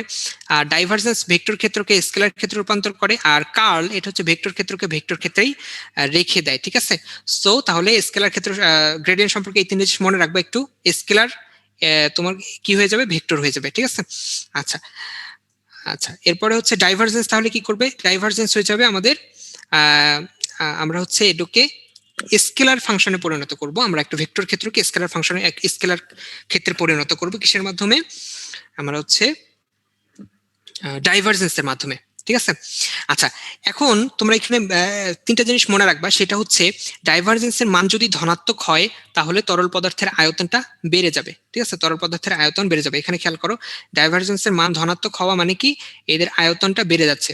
আর যদি ঋণাত্মক হয় তাহলে এদের আয়তন কি হয়ে যাবে, কমে যাবে। আর যদি সমান থাকে মানে শূন্য হয়, তাহলে কি হবে এটা, আচ্ছা, যদি সমান হয়, তাহলে এটার মান হয়ে যাবে শূন্য, ঠিক আছে। আচ্ছা, তো যখন শূন্য হবে, শূন্য ডাইভারজেন্স, তখন আমরা এটাকে বলবো হচ্ছে সোলিনয়েডাল। শূন্য ডাইভারজেন্সকে আমরা কি বলবো, সোলিনয়েডাল, ঠিক আছে। আচ্ছা, এখন আসি কার্লের ক্ষেত্রে। কার্ল আমরা কি বলেছি, যে কার্ল, তোমরা অলওয়েজ মনে রাখবা যে কার্ল হচ্ছে ঘূর্ণনশীল ক্ষেত্রের সাথে সম্পর্কিত। ঘূর্ণনশীল, যেখানে ঘূর্ণন সেখানে কার্ল, ঠিক আছে। সো কার্ল হচ্ছে একটা ভেক্টর রাশি, এবং কার্লের মাধ্যমে একটা ভেক্টর রাশি একটা ভেক্টর রাশিতে রূপান্তরিত হয়, ঠিক আছে। সো এটা হচ্ছে ঘূর্ণন প্রকাশ করবে। যদি কার্লের মান শূন্য হয়, তাহলে ওই ক্ষেত্রটা অঘূর্ণনশীল, ঠিক আছে। যদি কার্লের মান শূন্য হয় তাহলে সেটা হচ্ছে অঘূর্ণনশীল। কার্লের মান যদি শূন্য তাহলে ক্ষেত্রটা অঘূর্ণনশীল। তাহলে দুটা জিনিস মনে রাখবে, একটা হচ্ছে কার্লের মান শূন্য হলে ওই ক্ষেত্রটা হচ্ছে অঘূর্ণনশীল, আর যদি ডাইভারজেন্সের মান শূন্য হয় তাহলে ওইটাকে আমরা বলি হচ্ছে সলিনয়েডাল। ঠিক আছে, সলিনয়েডাল বলি। তাহলে এই হচ্ছে আমাদের ডাইভারজেন্স এবং কার্ল। ঠিক আছে, সো এই হচ্ছে আমাদের ভেক্টর। আমাদের ভেক্টর চ্যাপ্টার শেষ। এখন আমরা চলে আসবে নিউটনীয় বলবিদ্যায়। তোমাদের এই চ্যাপ্টার নিয়ে কোন প্রশ্ন আছে বলো দেখি, কোনো প্রশ্ন থাকলে বলো।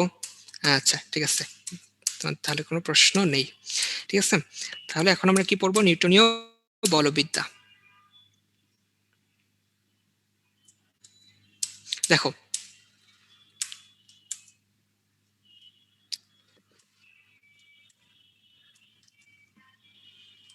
আচ্ছা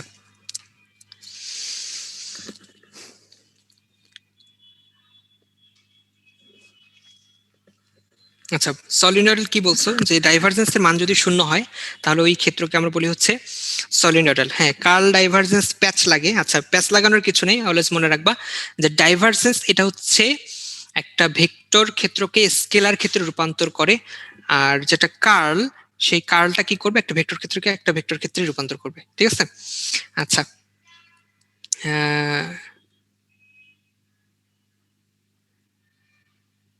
আচ্ছা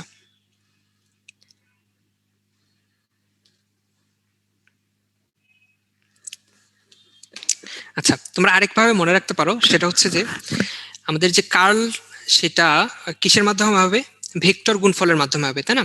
ভেক্টর গুণফল মানে আমরা কি জানি, ভেক্টর গুণফল মানে হচ্ছে এখানে ক্রস করতে হয়, তাই না? ভেক্টর গুণফল মানে আমরা হচ্ছে এখানে ক্রস গুণন করি, এটার আরেকটা নাম হচ্ছে ক্রস গুণন। সো কার্লের মধ্যে ক্রস গুণন হবে। আর ভেক্টর গুণফল মানে আমরা কি জানি, এখানে ভেক্টর পাবো, আমরা ভেক্টর রাশি পাবো। সো কার্ল মানে হচ্ছে ক্রস, আর ক্রস গুণ করলে আমরা পেয়ে যাবো ভেক্টর রাশি। ঠিক আছে, আশা করি তোমরা মনে রাখতে পারবা। আচ্ছা ঠিক আছে,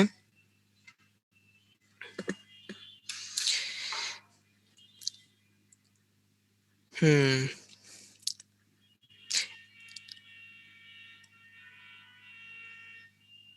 আচ্ছা গ্রেডিয়েন্ট শূন্য হলে কি হবে, গ্রেডিয়েন্ট শূন্য হলে কিছুই হবে না। ঠিক আছে, এখন আসো জড়তা, তাই না? দেখো সবাই বলে স্টুডেন্টরা নাকি অনেক অলস হয়, তাই না? তোমাদের মা বাবা দেখবা প্রত্যেক মা বাবাই তার সন্তানদেরকে অলস ভাবতে ভালোবাসে, তাই না? আচ্ছা, তো যতই পড়াশোনা করো না কেন, মা বাবা দিন শেষে বলবেই যে আমার বাচ্চাটা অনেক অলস, সে খালি ঘুমায়, সে পড়ে না। ঠিক আছে, আচ্ছা পড়তেই চায় না, খালি আলসেমি করে। তো ঠিক একই ভাবে, আচ্ছা তোমাদেরও বলে? আচ্ছা সেম, আচ্ছা আচ্ছা, তাই না?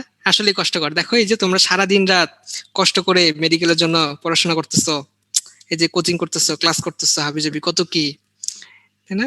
তবুও তোমাদের অলস বলে। আচ্ছা, অনেকের হয়তো বলে না, না বললে অবশ্যই ভালো। আচ্ছা, হুম, ঠিক আছে। আসলে আমাদের কাছে আমাদের মা বাবা চাওয়া পাওয়া অনেক বেশি।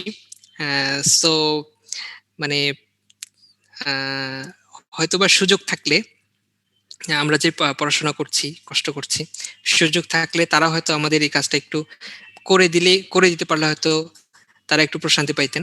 আমি যখন পড়াশোনা করতাম অ্যাডমিশনের জন্য, সো সো হচ্ছে এই সময়টায় মানে যে পরিমাণ পড়াশোনা করছি, এই পরিমাণ পড়াশোনা এর আগের জীবনে করি নাই, এর পরের জীবনে করি নাই। এই যে মেডিকেলে আসার পরে অনেকে তোমরা শোনো না, মেডিকেলে অনেক পড়া, অনেক চাপ, অনেক কিছু, কিন্তু তবুও মেডিকেলে এসেও এত পড়াশোনা করি নাই। আচ্ছা, তো যাই হোক, তোমার আম্মু মাঝে মাঝে হচ্ছে বলতো যে সুযোগ থাকলে তোমার পড়া একটু কমাই দিতাম আর কি, কিন্তু সেই সুযোগ তো নাই, নিজের পড়া নিজেকে পড়তে হবে। ঠিক আছে, সো তারা যেহেতু আমাদের জন্য অনেক কষ্ট করেন, সে ছোট্টবেলা থেকে, তাই না? আমাদের জন্য নিরবিচ্ছিন্ন ভাবে সীমাহীন কষ্ট স্বীকার করেন তারা, হাসি মুখে স্বীকার করেন, তাই না? তো আমাদের নিয়ে তো তাদের অনেক স্বপ্ন আছে, অনেক আশা আছে, তাই না?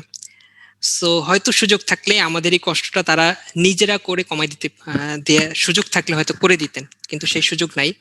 আমাদের কষ্টটা আমাদের কি করতে হবে, সেজন্য তারা তাদের যে কাজ, আমাদেরকে মোটিভেট রাখা, আমাদেরকে একটু জোর করানো, একটু পড়তে জোর করা। ঠিক আছে, সো এতটুকু তাদের পক্ষ থেকে তারা চেষ্টা করেন। সো আমরা অবশ্যই এটাতে বিরক্ত হব না, আমরা অবশ্যই এটা পজিটিভলি নেব।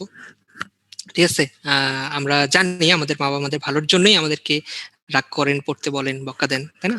সো আমরা এটাকে পজিটিভলি নেব এবং আমরা চেষ্টা করব যে আমাদের সামনে একটা বিরাট সুযোগ, বুঝছো, একটা বিরাট কিছুর হাতছানি। অবশ্যই আমরা আমাদের মা বাবা আমাদের জন্য যে কষ্ট করেন সেটার কোনোভাবেই আমরা কোনো প্রতিদান আমরা বিন্দু মাত্রই দিতে পারবো না, ঠিক আছে? কিন্তু আমরা একটা জিনিস করতে পারি, সেটা হচ্ছে আমরা তাদেরকে খুশি রাখতে পারি, ঠিক আছে? এতটুকু কিন্তু আমাদের করার সুযোগ আছে এবং বড় রকমের সুযোগ আছে। তো তোমাদের সামনে কিন্তু বিরাট একটা হাতছানি, তাই না? যে তারা এত কষ্ট করে এতদিন ধরে স্বপ্ন দেখেছেন যে তার ছেলে মেয়ে মেডিকেলে চান্স পাবে, সেখানে পড়াশোনা করবে। সো আর তো মাত্র 1.5 মাস, তাই না? এই 1.5 মাস পরে তুমি একটা মেডিকেল অ্যাডমিশন এক্সাম দিলা, দেওয়ার পরে তুমি যখন চান্স পাবা, ভাবতে পারো যে এইটুকু বয়সে তুমি তোমার মা বাবার একটা বিরাট রকমের স্বপ্ন পূরণ করতে পারতেছো, বিরাট রকমের আশা পূরণ করতে পারতেছো। ভাবা যায়? হয়তোবা এখন পর্যন্ত তুমি তোমার মা বাবাকে এর থেকে বড় কোনো খুশির কিছু জানাতে পারো নাই, যেটা এটা হতে পারে। বুঝতে পেরেছো? সো আশা করি আমরা সবাই সেই দিনটার জন্য স্বপ্ন দেখি। আমরা এখানে যারা আছে আমরা সবাই সেই দিনটার জন্য স্বপ্ন দেখছি, যে আমাদের মেডিকেলের রেজাল্টটা যখন দিবে তখন আমরা আমাদের মা বাবার সামনে হয়তো দাঁড়িয়ে বলতে পারবো, আজকে আমি শুধু তোমার ছেলে বা মেয়ে না, আমি আজকে থেকে একজন মেডিকেল স্টুডেন্ট এবং ভবিষ্যতে ডাক্তার ইনশাআল্লাহ। ঠিক আছে, আমরা সবাই চাই না এটা বলতে? সবাই ইনশাআল্লাহ। হ্যাঁ, আমরা আমরা সবাই এটা চাই এবং আল্লাহ তাআলা আমাদের সকলের চেষ্টাকে কবুল করে নিন। আমাদের পরিশ্রম, আমাদের মা বাবার দোয়া আল্লাহ তাআলা কবুল করুন। ঠিক আছে? আচ্ছা, সো যাই হোক, এখন দেখো তো আমাদের সবার মধ্যেই কম বেশি আলসেমি আছে। সো আমি নিজেও প্রচন্ড রকমের অলস, বুঝছো? সো যাই হোক, তো আমাদের শুধু আমাদের মধ্যে না, মানুষ হিসেবে আমাদের মধ্যে না, আমাদের মধ্যে না, সেটা হচ্ছে আমাদের এই পৃথিবীতে যত বস্তু আছে সবার মধ্যে একটা আলসেমি আছে, বুঝছো? সো এই জড় বস্তুগুলোর মধ্যে যে আলসেমি আছে সেটাকে আমরা বলি হচ্ছে জড়তা, বুঝছো? জড় বস্তুগুলোর মধ্যে যে আলসেমি আছে সেটাকে আমরা বলি হচ্ছে জড়তা, তাই না? জড়তা মানে কি? কোন একটা বস্তু যে অবস্থায় আছে সেই অবস্থাতেই থাকতে চায়, ঠিক আছে? এটা ধাক্কা দিলে নড়তে চায় না। তো এই যে অবস্থায় আছে সে অবস্থায় থাকতে চাওয়ার যে প্রবণতা, সেটাকে আমরা বলি হচ্ছে জড়তা। এবং এই জড়তার পরিবর্তনের জন্য আমরা যেটা প্রয়োগ করি সেটা হচ্ছে বল। বুঝতে পারছো? সো জড়তাকে আমরা পরিবর্তন করতে পারি শুধুমাত্র বল প্রয়োগেরই মাধ্যমে। ঠিক আছে? সো তাহলে আমাদের জড়তা হচ্ছে কোনো বস্তু যে অবস্থায় থাকতে চায় সেটাই হচ্ছে জড়তা, এবং জড়তা পরিবর্তন করতে পারে যেটা, সেটা হচ্ছে বল। আচ্ছা, তো ঠিক আছে, এখন দেখো আমাদের যে বল, এই বলের অনেকগুলো বৈশিষ্ট্য আছে। সে বৈশিষ্ট্যগুলো কি খেয়াল করো। আচ্ছা, সেটা হচ্ছে যে একটা বল তোমার হচ্ছে স্থির বস্তুকে গতিশীল করতে পারে, বা গতিশীল বস্তুর বেগ বৃদ্ধি বা হ্রাস করতে পারে, ঠিক আছে, বা বেগের দিকের পরিবর্তন করতে পারে। আর বলগুলো অবশ্যই কি করে? জোড়ায় জোড়ায় ক্রিয়া করে। বলগুলো অবশ্যই জোড়ায় জোড়ায় ক্রিয়া করে। কখনোই কোনো বিজোড়া বল পাবা না। যেখানেই কোনো বল আছে সেখানেই ধরে নিতে হবে এখানে এর সাথে আরো কোনো বল যুক্ত আছে, ঠিক আছে? তো বলগুলো কি করে? জোড়ায় জোড়ায় কাজ করে। এখন আসো একক। একক হচ্ছে আমরা অলরেডি জানি নিউটন। আচ্ছা, এফসিপিএস পদ্ধতি, না সরি, এফপিএস পদ্ধতিতে এটা হচ্ছে পাউন্ডাল, ঠিক আছে? আচ্ছা, এখন তোমাদেরকে যদি বলে, আচ্ছা বলো তো এমকেএস পদ্ধতিতে বলের একক কি হবে? আচ্ছা, নিউটন, হ্যাঁ সেখানে নিউটন। ঠিক আছে? আচ্ছা, এখন আসলে বলের প্রকারভেদ। ঠিক আছে, তো আমাদের এই মহাবিশ্বে 4 ধরনের বল আছে। 4 ধরনের বল ক্রিয়াশীল। সেগুলো হচ্ছে মহাকর্ষ বল, তড়িৎচুম্বকীয় বল, সবল নিউক্লিয় বল, দুর্বল নিউক্লিয় বল। ঠিক আছে, মহাকর্ষ, তড়িৎচুম্বকীয় বল, সবল নিউক্লিয় বল, দুর্বল নিউক্লিয় বল। এখন এই প্রতিটা বল সম্পর্কে আমাদের একটু ধারণা রাখতে হবে। হ্যাঁ, মহাকর্ষ বল কি? আমাদের প্রতিটা বস্তুর পারস্পরিক একটা বল ক্রিয়া করছে মহাবিশ্বে, সেটা হচ্ছে মহাকর্ষ বল। এবং এই মহাকর্ষ বল তোমার গ্রাভিটন নামক একটা কণার আদান প্রদানের মাধ্যমে এই মহাকর্ষ বল ক্রিয়াশীল হয়। ঠিক আছে, এটা খুবই দুর্বল। ঠিক আছে, এটা হচ্ছে খুবই দুর্বল, বুঝছো? তারপর হচ্ছে তড়িৎ চুম্বকীয় বল। তড়িৎ চুম্বকীয় বল এটা কি? এটা হচ্ছে কোন একটা চার্জিত বস্তুর মধ্যে যে ধরনের বল ক্রিয়াশীল সেটা হচ্ছে তড়িৎ চুম্বকীয় বল। তো এটা হচ্ছে ফোটন নামক কণার মাধ্যমে বিনিময়ের মাধ্যমে এই বলটা ক্রিয়াশীল হয়। এরপরে হচ্ছে সবল নিউক্লিয় বল এবং দুর্বল নিউক্লিয় বল, এগুলো হচ্ছে নিউক্লিয়াসের মধ্যে ক্রিয়াশীল, ঠিক আছে। সো সবল নিউক্লিয় বল কি, আমাদের যে নিউক্লিয়াস, সেই নিউক্লিয়াসে পজিটিভ চার্জ আছে, নিউক্লিয়াসের বাইরে নেগেটিভ চার্জ আছে, কিন্তু তবুও নিউক্লিয়াসটা আমাদের স্থিতিশীল থাকে। সো নিউক্লিয়াসটা স্থিতিশীল রাখার জন্য যে বল কাজ করে সেটা হচ্ছে সবল নিউক্লিয় বল। এবং এই সবল নিউক্লিয় বল তোমার মেসন নামক একটা কণার মাধ্যমে ক্রিয়াশীল হয়। মেসন নামক কণার আদান প্রদানের মাধ্যমে এই সবল নিউক্লিয় বল কাজ করে, ঠিক আছে। আর দুর্বল নিউক্লিয় বল কি, দুর্বল নিউক্লিয় বল হচ্ছে আমাদের নিউক্লিয়াস যখন ভেঙে যায় তখন এখান থেকে অনেক রকমের কণা নির্গত হয়, তাই না, আলফা কণা, বিটা কণা, গামা কণা। সো এই যে কণাগুলোর সাথে আমাদের হচ্ছে কিছু শক্তি নির্গত হয়। সো যেই শক্তিটা নির্গত হয় সেটা হচ্ছে দুর্বল নিউক্লিয় বল, এটাকে বলা হয় দুর্বল নিউক্লিয় বল, ঠিক আছে। সো দুর্বল নিউক্লিয় বল তোমার তোমার কোন কণার পারস্পরিক বিনিময়ের মাধ্যমে কার্যকর হয়, সেটা হচ্ছে বোসন কণা, ঠিক আছে, বোসন কণা, ঠিক আছে। তাহলে আমরা এই চারটা নাম মনে রাখবো, একটা হচ্ছে মহাকর্ষ বল, তড়িৎচুম্বকীয় বল, সবল, দুর্বল নিউক্লিয় বল, ঠিক আছে। সো আমাদেরকে এই নামগুলা মনে রাখতে হবে, নামগুলো মনে রাখতে হবে যে কি কি বিনিময়ে কোনটার কোনটার বিনিময়ে কোন কোন বল ক্রিয়াশীল হয়। গ্র্যাভিটনের মাধ্যমে মহাকর্ষ বল, তারপর হচ্ছে তড়িৎচুম্বকীয় বল হচ্ছে ফোটন কণার বিনিময়ের মাধ্যমে, সবল নিউক্লিয় বল হচ্ছে মেসন, এবং দুর্বল নিউক্লিয় বল হচ্ছে বোসন কণার আদান প্রদানের মাধ্যমে এই বল কার্যকর হয়, ঠিক আছে। আচ্ছা, ঠিক আছে, খুব ভালো কথা। এখন মৌলিক বল সমূহের তীব্রতার তুলনা, তোমরা বলো দেখি সবচেয়ে সক্রিয় কোনটা এগুলোর মধ্যে, সবচেয়ে সক্রিয় কোনটা, সবচেয়ে সক্রিয় কোনটা, সবল, হ্যাঁ সবল নিউক্লিয় বল যেটা সেটা হচ্ছে সবচেয়ে সক্রিয়। আচ্ছা, সবচেয়ে সক্রিয় হচ্ছে সবল নিউক্লিয় বল। আচ্ছা, এরপরে সবচেয়ে সবচেয়ে দুর্বল কোনটা, সবচেয়ে দুর্বল কোনটা, হ্যাঁ মহাকর্ষ, তাই না। আমাদের বইয়ের সাথে আমাদের সম্পর্কটা কিন্তু মহাকর্ষ বলের মতো, ঠিক আছে। যে এখন পড়তে হবে, সবারই মাথায় আসছে যে এখন মানে অনেক গুরুত্বপূর্ণ সময়, অ্যাডমিশনের টাইম, তো পড়াশোনা করতে হবে। সো এটা কিন্তু সবসময় মাথায় থাকে, কিন্তু দেখবা যে বই সামনে নিয়ে বসে আসছো, মন কোথায় চলে গেছে, মন হারাই গেছে। আবার মনে করো যে তুমি মনে করো একটু বাইরে গেছো ঘুরতে, বা একটু বাইরে বের হইছো, তখন আবার মাথায় কাজ করতেছে বাসায় ফিরতে হবে, পড়াশোনা করতে হবে, পড়াশোনা করতে হবে, এই যে পড়াশোনা জিনিসটা মাথায় কাজ করতেছে বারবার। আবার যখন টেবিলে বসে বসে পড়তে বসলা তখন দেখবে যে মন হারাই গেছে, ঠিক আছে। তো এই যে আমাদের বইয়ের সাথে আমাদের সম্পর্কটা হচ্ছে দুর্বল মহাকর্ষের মতো, সবসময় মাথায় কাজ করে যে পড়তে হবে, কিন্তু যখনই পড়তে বসি তখন এটা আবার দুর্বল হয়ে যায়, তাই না। আচ্ছা, তো তাহলে আমাদের এই পড়াশোনার সাথে আমাদের সম্পর্ক মহাকর্ষ বলের মতো হওয়া যাবে না, আমাদের সবল নিউক্লিয় বলের মতো হতে হবে, অনেক শক্তিশালী, অনেক অনেক তীব্র, হ্যাঁ।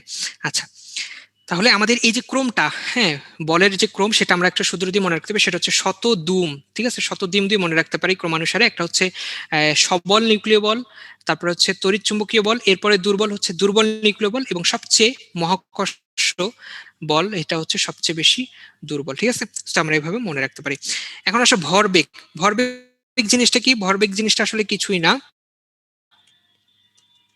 ভরবেগ জিনিসটা হচ্ছে একটা গতিশীল বস্তুর মানে ভর এবং বেগের সমন্বয় যে ধর্মটা, সেটাকে আমরা বলে হচ্ছে তার ভরবেগ। তোমরা হচ্ছে এর একক পড়বা এবং মাত্রা পড়বা। আচ্ছা, নিউটনের গতিসূত্র আমরা জানি, তিনটা সূত্র প্রদান করেন, তাই না। তার বিখ্যাত যে তিনটি গতিসূত্র, laws of motion, laws of motion. আচ্ছা, সো এটা হচ্ছে প্রথম যেটা, সেটা হচ্ছে যে এটা কি করে, বাহ্যিক বল প্রয়োগে বস্তুর পরিবর্তন করতে বাধ্য না করলে স্থির বস্তু স্থির থাকবে, কিন্তু গতিশীল বস্তু সমভাবে গতিশীল থাকবে। তাহলে মানে হচ্ছে আমাদের বস্তু যে অবস্থায় আছে সে অবস্থায় থাকতে চায়, এখন গতিশীল বস্তু এটা গতিশীল থাকবে, স্থির বস্তু স্থির থাকবে যদি না আমরা এখানে বাহ্যিক কোনো বল পরিবর্তন করি, ঠিক আছে।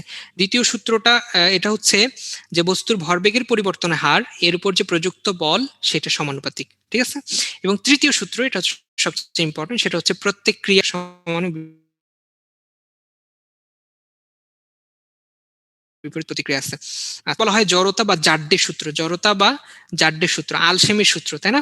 আচ্ছা, বাহ্যিক বল প্রয়োগ না করলে আমাদেরও যেমন হচ্ছে পড়তে মন বসতে চায় না। এই যে তোমরা মাঝে মাঝে ক্লাসে এসে বলো ভাইয়া মোটিভেশন দেন, মোটিভেশন দেন, এই যে মোটিভেশন না শুনলে যে তোমার পড়তে বসতে ইচ্ছা করে না, সো এইটা হচ্ছে আমাদের জড়তার সূত্র, তাই না। আচ্ছা, জাড্য, জড়তার আরেকটা রূপ হচ্ছে জাড্যতা, ঠিক আছে। সো জড়তার সূত্র মানে হচ্ছে জাড্যতার সূত্র। আচ্ছা, তো নিউটনের গতি দ্বিতীয় সূত্র, দ্বিতীয় সূত্র আসলে এই দ্বিতীয় সূত্র থেকে আমরা এই বিষয়গুলো জানতে পারি, তোমরা জাস্ট এই জিনিসগুলো একটু পড়বা। আচ্ছা, তৃতীয় সূত্র আমরা জানি। আর হচ্ছে দ্বিতীয় সূত্র থেকে আমরা কিছু কিছু বিষয় জানতে পারি। সেটা জিনিস কি, সেটা হচ্ছে যে বস্তুর ত্বরণ প্রযুক্ত বলের সমানুপাতিক। দেখো আমরা জাস্ট যে সূত্র থেকে এটা প্রকাশ করতে পারি, বস্তুর যে ত্বরণ এর প্রযুক্ত বলের সমানুপাতিক, ত্বরণ বাড়লে বল বাড়বে, ঠিক আছে। আচ্ছা, আর যদি বলের ক্রিয়া বন্ধ হয়ে যায় বস্তুর ত্বরণ বা মন্দন থাকে না। যদি বল শূন্য হয়ে যায় তাহলে এ হয়ে যাবে শূন্য, তার মানে কোনো ত্বরণও থাকবে না, মন্দনও থাকেই ক্রিয়া করবে, ঠিক আছে। আচ্ছা, বল দিকে ক্রিয়া করবে ঠিক একই দিকেই ত্বরণও ক্রিয়া করবে। আচ্ছা, ঠিক আছে, তাহলে এটা হচ্ছে আমাদের দ্বিতীয় সূত্রের থেকে আমরা যে বিষয়গুলো জানতে পারি সেটা। আচ্ছা, এখন আসো ঘাত বল আর হচ্ছে বলের ঘাত। ঘাত বল এবং বলের ঘাত। ঘাত বল কি? এটা হচ্ছে একটা বল, মনে রাখবা এটা একটা বল যেটা খুব অল্প সময়ের জন্য বড় মানের যে বল, যেমন মনে করো আমরা হচ্ছে ক্রিকেট ব্যাট দিয়ে বলকে আঘাত করি, হ্যাঁ। সো এটা হচ্ছে আমাদের ঘাত বল, এটা হচ্ছে আমাদের ঘাত বল। আচ্ছা, আর হচ্ছে বলের ঘাত কি? বলের ঘাত হচ্ছে এই ফলকে আমরা বলছি বলের ঘাত। ঘাত বল এবং বলের ঘাত এই দুটার মধ্যে কি কোনো সম্পর্ক আছে? হ্যাঁ, এই দুটার মধ্যেও খুবই গভীর সম্পর্ক আছে। কিরকম সম্পর্ক? দেখো, এই যে উম এই যে দেখো, ঘাত বল হচ্ছে কারণ এবং বলের ঘাত হচ্ছে এর ফল, ঠিক আছে। ঘাত বলের কারণে বলের ঘাত সৃষ্টি হয়, ঠিক আছে। কিরকম দেখো, এই যে তোমরা কোচিং এ আসছো, আমরা কোচিং এ তোমাদের ক্লাস নিচ্ছি, এক্সাম নিচ্ছি, এই যে ক্লাস নিচ্ছি এক্সাম নিচ্ছি এগুলো হচ্ছে ঘাত বল, এগুলো হচ্ছে কারণ, এবং এই কারণটার জন্য তোমরা কি করতেছো, এই যে এক্সামে ভালো করতে হবে, ক্লাসগুলো ভালো করে করতে হবে, এই জন্য তোমরা পড়াশোনা করতেছো। পড়াশোনাটা হচ্ছে তোমাদের ফলাফল, মানে এটা হচ্ছে বলের ঘাত, ঠিক আছে। তাহলে কোচিং থেকে আমরা বল প্রয়োগ করতেছি তোমাদেরকে পড়াশোনার জন্য, আর তোমরা যে পড়াশোনাটা করতেছো এটা হচ্ছে বলের ঘাত, ঠিক আছে। আর আমরা যেটা তোমাদেরকে ফোর্স করছি এটা হচ্ছে ঘাত বল। সো তাহলে ঘাত বল এবং বলের ঘাত, তাহলে ঘাত বল হচ্ছে কারণ আর বলের ঘাত হচ্ছে এর ফলাফল। তো তোমরা জাস্ট কি করবা, এদের মাত্রা এবং এককগুলো একটু পড়ে ফেলবা। আচ্ছা,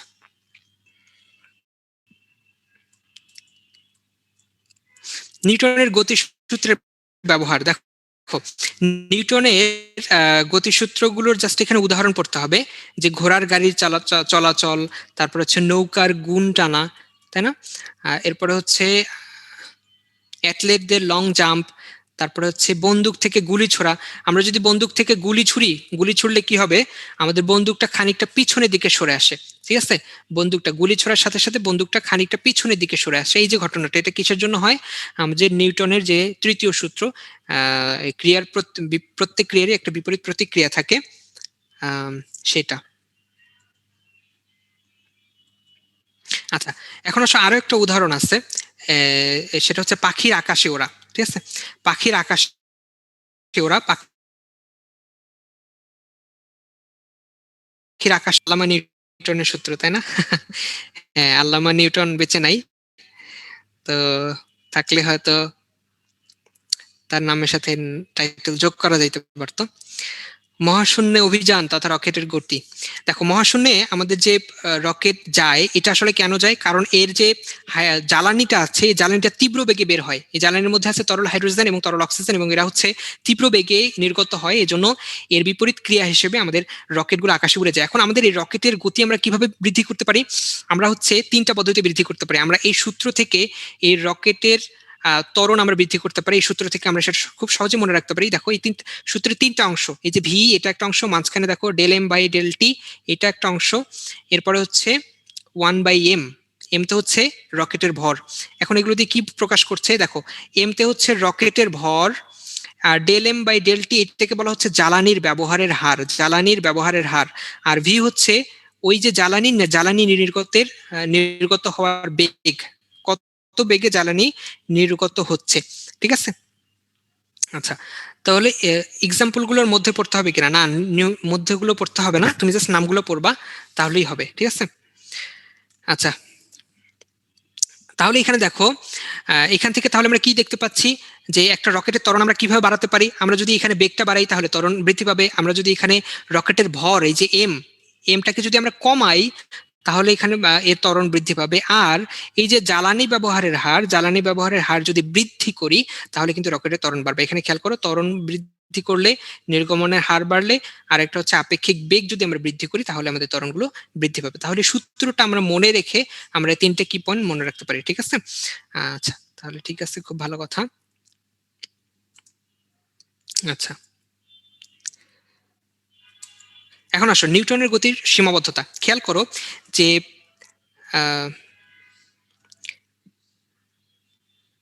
আচ্ছা, নিউটনের গতির গতিসূত্র সীমাবদ্ধতা তোমরা অবশ্যই মনে রাখবা যে এই যে নিউটনের গতিসূত্র, এটা মানে খুব ছোট তোমার হচ্ছে খুবই ক্ষুদ্র ভরের যে বস্তুগুলো আছে সেগুলোর ক্ষেত্রে প্রযোজ্য হবে না।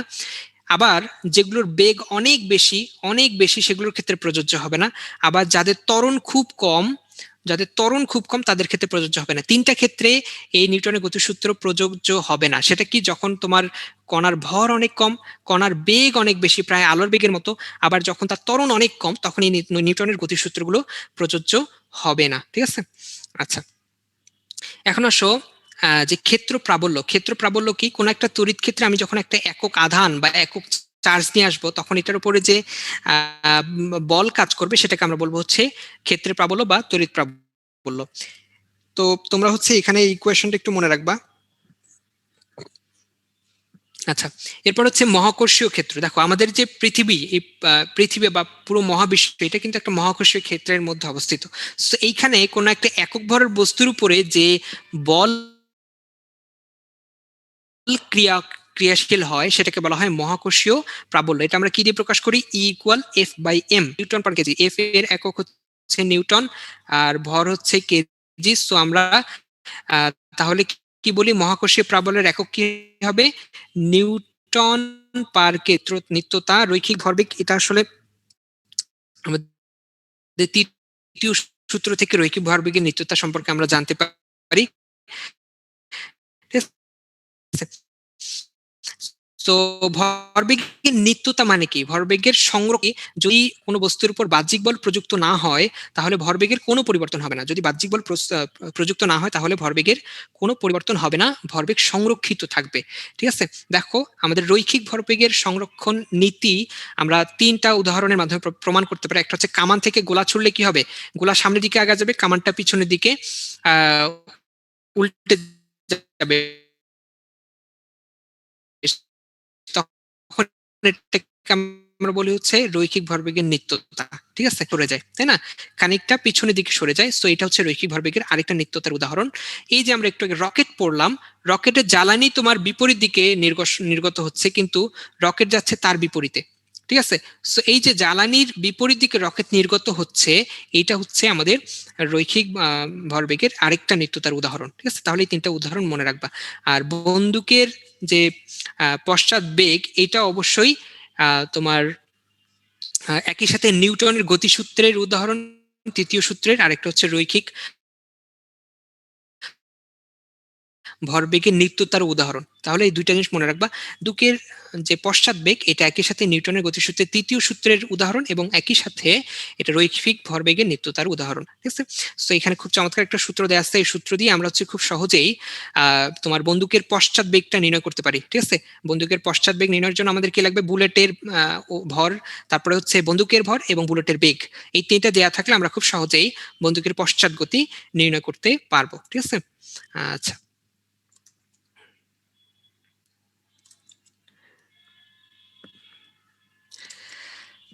আচ্ছা,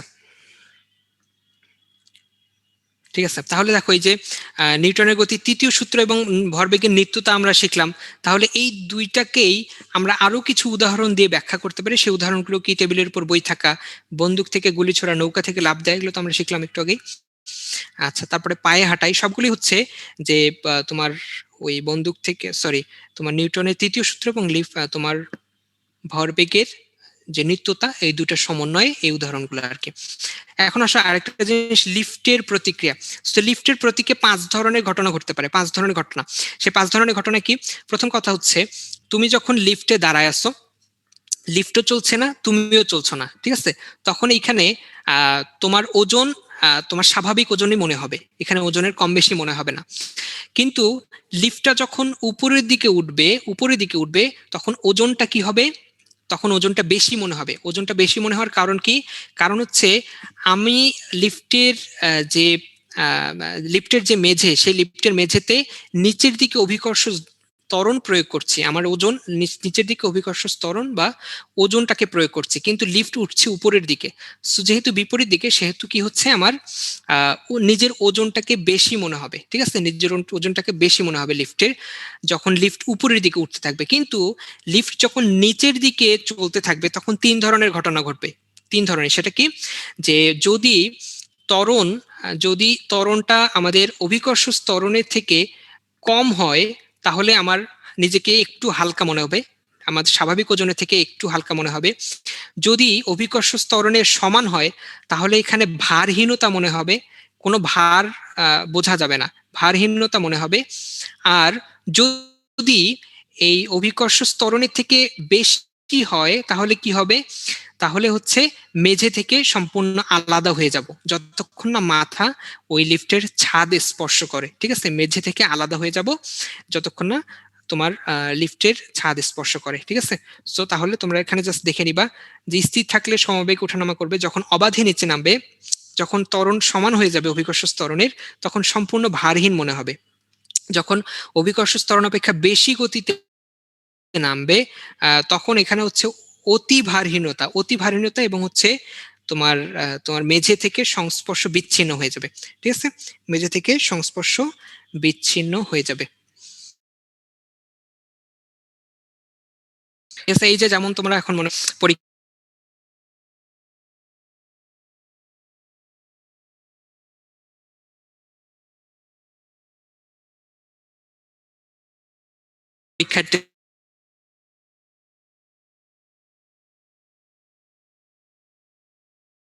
টেনশন করতেছো কবে পরীক্ষা হবে, এক্সাম নিয়ে, যে পড়াশোনা আর হচ্ছে না, তাই না? So, তোমার কাজ হচ্ছে যে শুধু পড়া, পরীক্ষা কখন আসবে সেটা পরীক্ষার বিষয়। ঠিক আছে, আমি পড়াশোনা করবো, এটা আমার বিষয়। ঠিক আছে, তো পরীক্ষার বিষয়, পড়াশোনা আমার বিষয়, তো আমার কাজটা আমি করতে হবে। আচ্ছা, আর হ্যাঁ, অবশ্যই মনে রাখবা যে আমাদের পরীক্ষার হল কিন্তু অনেক ইম্পর্টেন্ট। অনেক ক্ষেত্রে এমন হয় যে অনেক পড়াশোনা করছে, প্রচুর পড়াশোনা করছে, বুঝছো, এই যে মেইন বই তো পড়ছে, ডাইজেস্ট তো পড়ছে, ডাইজেস্ট মুখস্থ করে তারপরে আরো যে বাকি বই টই সবগুলো পড়ে ফেলছে, কিন্তু পরীক্ষার হলে মাথা হ্যাং হয়ে গেছে, তাই না? তো আলটিমেটলি কি, এত কষ্ট, এত পরিশ্রম সব শেষ। সো এই জন্য আমাদের কি করতে হবে? অবশ্যই পরীক্ষার রাতটা অনেক ইম্পর্টেন্ট। পরীক্ষার আগের রাত্রে তোমরা অবশ্যই খুব সুন্দর একটা ঘুম দিবা, কোনোভাবে টেনশন করা যাবে না। টেনশন আসবেই, কিন্তু টেনশনটাকে যত সম্ভব হ্যাঁ মনে হয়, সো টেনশনটাকে যত সম্ভব কমায় আনতে হবে। আর আর হচ্ছে খুব ভালো একটা ঘুম দিতে হবে। আর অবশ্যই তোমরা যখন পরীক্ষার হলে যাবা, আমি তো পড়াশোনা করছি, কিন্তু আমার থেকে তো অনেক ভালো পড়াশোনা করছে, অনেক ভালো স্টুডেন্ট আছে, তখন কি হবে? তুমি পরীক্ষার হলে গিয়ে যাকেই দেখবা, তাকেই তোমার মনে হবে যে কত না মেধাবী, কত না পড়াশোনা করে আসছে, আমি কি পারবো, আমি কি এদের মধ্যে চান্স পেতে পারবো, তাই না? এই যে তোমরা তো এখন ফেজ 3, ফেজ 1-এ তো অনেকে অনেকে পড়াশোনা শুরু করছে, সেই কবে থেকে পড়াশোনা শুরু করছে? জুন মাস থেকে। তোমরা কয়েকদিন পরে শুরু করছো, তোমরা কি তাদের সাথে পারবা? হাবি যাবি, অনেক কিছু মনে হয়। সো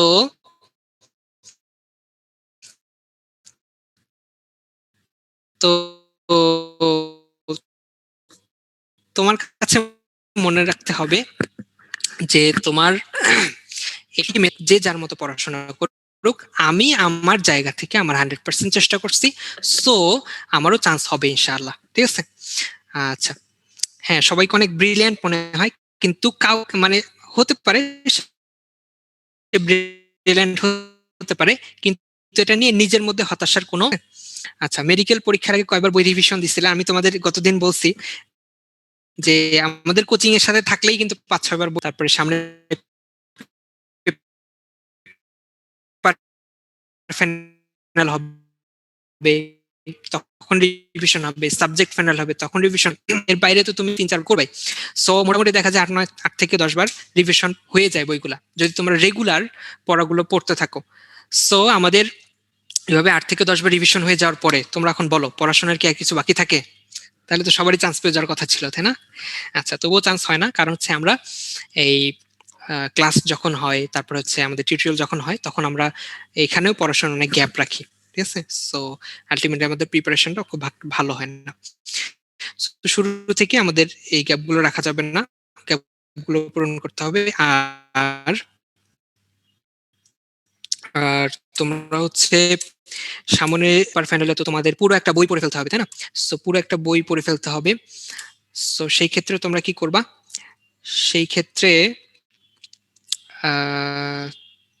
তোমাদেরকে অবশ্যই চেষ্টা করতে হবে যে তোমাদের এখন পর্যন্ত তোমাদের বইগুলোতে যত গ্যাপ আছে সবগুলো যেন পেপার ফাইনাল হতে হতে কমপ্লিট হয়ে যায়, ঠিক আছে? সাবজেক্ট ফাইনাল এ গিয়ে যেন তোমার পুরো বইয়ের সব গ্যাপগুলো পূরণ হয়ে যায়, ঠিক আছে? আচ্ছা, ঠিক আছে।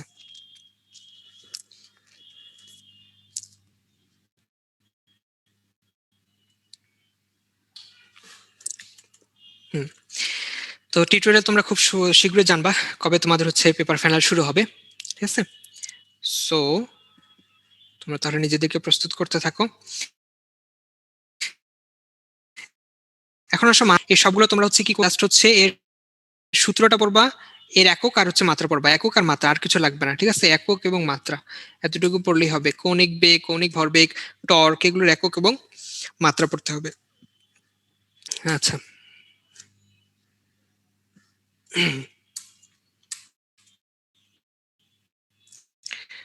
তো কেন্দ্রমুখী বল জিনিসটা কি? আমাদের যে কোনো জায়গায় ঘূর্ণনশীল কোনো বস্তু যখন মানে ঘুরতে থাকে, তখন এর কেন্দ্রের দিকে একটা বল কাজ করে এবং কেন্দ্রের বাইরের দিকে একটা বল কাজ করে। সো কেন্দ্রের দিকে যে বল কাজটা করে সেটাকে আমরা বলি হচ্ছে কেন্দ্রমুখী বল, আর কেন্দ্রের বাইরের দিকে যে কাজ করে সেটা হচ্ছে যে কেন্দ্র বিমুখী বল, ঠিক আছে? কেন্দ্রমুখী বলের আরো কিছু নাম আছে, অভিকেন্দ্র বল। তো অভিকেন্দ্র বল আর কেন্দ্র বিমুখী বল, এটার আরেকটা নাম হচ্ছে অপকেন্দ্র বল, ঠিক আছে? এর উদাহরণ কি? উদাহরণ হচ্ছে এই যে যখন মাঝে মাঝে তোমার রাস্তায় কিছু বাঁক দেখা যায়, এখানে গাড়ি, তারপরে সাইকেল যখন আমরা চালাই, তখন কি হয়? ওই বাঁকের দিকে খানিকটা হেলে যেতে হয়, কেন? কারণ হচ্ছে এখানে একটা কেন্দ্রমুখী বল কাজ করে। আর সো তাহলে যে কেন্দ্রমুখী রাস্তার ব্যাংকিং, তারপরে হচ্ছে গাড়ির বাঁক নেয়া, এটা একটা উদাহরণ। এরপরে হচ্ছে সাইকেল আরোহীর বাঁক নেয়া, এটা আরেকটা উদাহরণ। এই তিনটা উদাহরণ পড়তে হবে। একটা হচ্ছে ব্যাংকিং, রাস্তায় ব্যাংকিং করা, তারপরে হচ্ছে গাড়ির বাঁক নেয়া, সাইকেলের বাঁক নেয়া, সাইকেল আরোহীর বাঁক নেয়া, এগুলো হচ্ছে সবগুলোই আমাদের কিসের উদাহরণ? আমাদের হচ্ছে কেন্দ্রমুখী বল, কেন্দ্র বিমুখী বলের উদাহরণ, ঠিক আছে? সো তোমরা তাহলে এই উদাহরণগুলো মনে রাখবা। এখন আসো সংঘর্ষ, তাই না? সংঘর্ষ পড়বো আমরা। সংঘর্ষ দুই রকমের, একটা হচ্ছে স্থিতিস্থাপক আর একটা হচ্ছে অস্থিতিস্থাপক। স্থিতিস্থাপক মানে কি? এখানে সংঘর্ষের আগে এবং সংঘর্ষের পরে এখানে গতিশক্তিগুলো সংরক্ষিত থাকে, গতিশক্তিগুলো কি থাকবে? সংরক্ষিত থাকবে। কিন্তু অস্থিতিস্থাপক যে সংঘর্ষ, এই অস্থিতিস্থাপক সংঘর্ষ, এইখানে আমাদের গতিশক্তি সংরক্ষিত থাকবে না। গতিশক্তি কি হবে? পূর্বের এবং পরের গতিশক্তি সংরক্ষিত থাকবে না। পূর্বের এবং পরের গতিশক্তিগুলো কি হবে? তোমার ভিন্ন হয়ে যায়, পরিবর্তন। তোমার সংঘর্ষের আগে একটা সরলরেখা চলছিল, সংঘর্ষের পরেও যদি তারা একই সরলরেখা চলতে থাকে, তাহলে সেটাকে আমরা বলি হচ্ছে একমাত্রিক সংঘর্ষ, ঠিক আছে? আচ্ছা, ঠিক আছে। তাহলে আমরা সংঘর্ষ শিখে ফেললাম। ঘর্ষণ, ঘর্ষণ জিনিসটা কি? ঘর্ষণ জিনিসটা হচ্ছে কোন একটা বস্তু যখন অন্য বস্তুর সংস্পর্শে আসে, তখন আমরা কি করি? একটা আরেকটার উপর দিয়ে চলার চেষ্টা করি এবং এর বিরুদ্ধে একটা বাধা দানকারী বলের সৃষ্টি হয়, এটাকে আমরা বলি হচ্ছে ঘর্ষণ, তাই না? আচ্ছা, এই যে যখনই আমরা পড়ার টেবিলে বসি পড়তে, তখন কি হয়? আমাদের মন থেকে একটা বাধা দানকারী বল তৈরি হয়, এই পড়িস না, পড়তে ভালো লাগতেছে না, একটু রেস্ট নে, তাই না? একটু ঘুমায় নে, তাই না? অনেক রকমের বাধা কাজ করে, পড়তে ভালো লাগে না। সো এই যে এটা হচ্ছে এই যে বাধা দানকারী বল, এটাকে আমরা বলছি হচ্ছে ঘর্ষণ, ঠিক আছে? তাহলে হ্যাঁ, মন তো বড়ই বেইমান। আচ্ছা, আমাদের মন তাহলে অনেক বেইমান, তাই না? আমরা পড়তে চাই কিন্তু আমার মন আমাদেরকে বাধা দেয়। এটা কোন ধরনের ঘর্ষণ? এটা তো আসলে মুশকিল। এটা হচ্ছে মনের ঘর্ষণ। আচ্ছা, ঠিক আছে। তাহলে এই ঘর্ষণ হচ্ছে কয় ধরনের? ঘর্ষণ হচ্ছে চার ধরনের। একটা হচ্ছে স্থিতি ঘর্ষণ, মানে স্থিতিশীল অবস্থায় তারপরে হচ্ছে গতীয় ঘর্ষণ বা বিসর্গ ঘর্ষণ, আবর্ত ঘর্ষণ, প্রবাহী ঘর্ষণ। হ্যাঁ, আমাদের মনকে নিয়ন্ত্রণ করতে হবে, আমাদের মনকে নিয়ন্ত্রণ করতে হবে। আমাদের মনকে নিয়ন্ত্রণ করার পদ্ধতি হচ্ছে আমাদের মন যা চায় তার বিপরীত কাজ করতে হবে। ঠিক আছে, আমাদের মন যা চায় তার বিপরীত কাজ করতে হবে, তাহলে আমাদের মনকে নিয়ে, তবে এই কাজটা এতটা সহজ না, বলাটা যত সহজ ততটা সহজ না। তাই বলে আবার মন যখন পড়তে চায় তখন আবার মনের বিপরীত কাজ হিসেবে পড়াশোনা বাদ দিয়ে ঘুমে যায় না। ঠিক আছে, সো আমাদের মনের বিপরীতে আমাদেরকে পড়াশোনা করতে হবে। ঠিক আছে, আচ্ছা তাহলে এই ঘর্ষণটা পড়ে ফেলবা, এরপরে স্থিতি ঘর্ষণ এবং এই স্থিতি ঘর্ষণের সূত্র, গতি ঘর্ষণের সূত্র, তোমরা জাস্ট এই সূত্রগুলো একটু জাস্ট রিডিং করে নিবা। হ্যাঁ, মনটাকে কাজ দিতে হবে, মনটাকে কাজ দিন, খুব সুন্দর একটা বই, তোমরা যদি সম্ভব হয় তোমরা নেটে সার্চ দিলে পেয়ে যাবা, মনটাকে কাজ দিন, এই বইটা পড়ে নিতে পারো। আশা করা যায় তোমরা মনের জন্য কিছুটা খোরাক দিতে পারবা। ঠিক আছে, আচ্ছা তো পড়েছি, অনেকে পড়েছেন মাশাআল্লাহ, যদি পড়ে থাকেন তাহলে খুবই ভালো। আচ্ছা ঠিক আছে, তাহলে আমাদের আমরা শিখে ফেললাম, আমাদের ফিজিক্স 1 শেষ। কত ঘন্টা পড়বো প্রতিদিন? আপনার যতটুকু সম্ভব ততটুকু পড়বেন। ঠিক আছে, যত ঘন্টা সম্ভব তত ঘন্টা পড়াশোনা করবেন। তবে অবশ্যই টার্গেট রাখবেন প্রতিদিন যেন অ্যাটলিস্ট 12 ঘন্টা পড়াশোনা হয়, প্রতিদিন যেন অ্যাটলিস্ট 12 ঘন্টা। ঠিক আছে, 12 ঘন্টা পড়াশোনা অবশ্যই করবেন।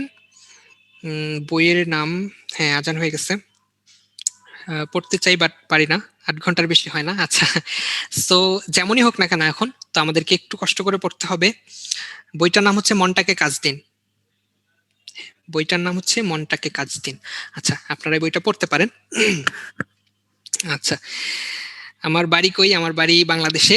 আচ্ছা, সূত্র সব পড়তে হবে কিনা, সূত্র যেগুলো দাগানো সেটা। আর ক্লাস আওয়ার সহ 12 ঘন্টা কিনা, ক্লাস আওয়ার সহ যদি 12 ঘন্টা হয় তাহলেও খারাপ না, তবে ক্লাস আওয়ার ছাড়াই 12 ঘন্টা পড়ার চেষ্টা করতে হবে। ঠিক আছে, আচ্ছা ক্লাস আওয়ার ছাড়াই 12 ঘন্টা পড়ার চেষ্টা করতে হবে। হ্যাঁ, দোয়া, অনেক অনেক দোয়া, অনেক অনেক দোয়া, অনেক অনেক দোয়া তোমাদের জন্য, আমাদের জন্য দোয়া করবা। আমরা যারা তোমাদের ক্লাস নিতে আসি, তোমাদের ক্লাস নেই, আমরা যেমন চাই তোমাদের ভালো জায়গায় চান্স হোক, তোমার মা বাবা যেমন চায়। সো আল্লাহ যেন আমাদের দোয়া, আমাদের চাওয়া পাওয়াগুলোকে কবুল করেন। আর তোমরা অবশ্যই অবশ্যই আমাদের সবার জন্য অনেক অনেক দোয়া করবা। ঠিক আছে, সো ঠিক আছে তাহলে ভাইয়া, সবাই ভালো থাকো, তোমাদের সকলের জন্য শুভকামনা থাকলো, ইনশাআল্লাহ আমাদের আবারও দেখা হবে। ঠিক আছে, আসসালামু আলাইকুম রহমতুল্লাহি ওয়া বারাকাতুহু।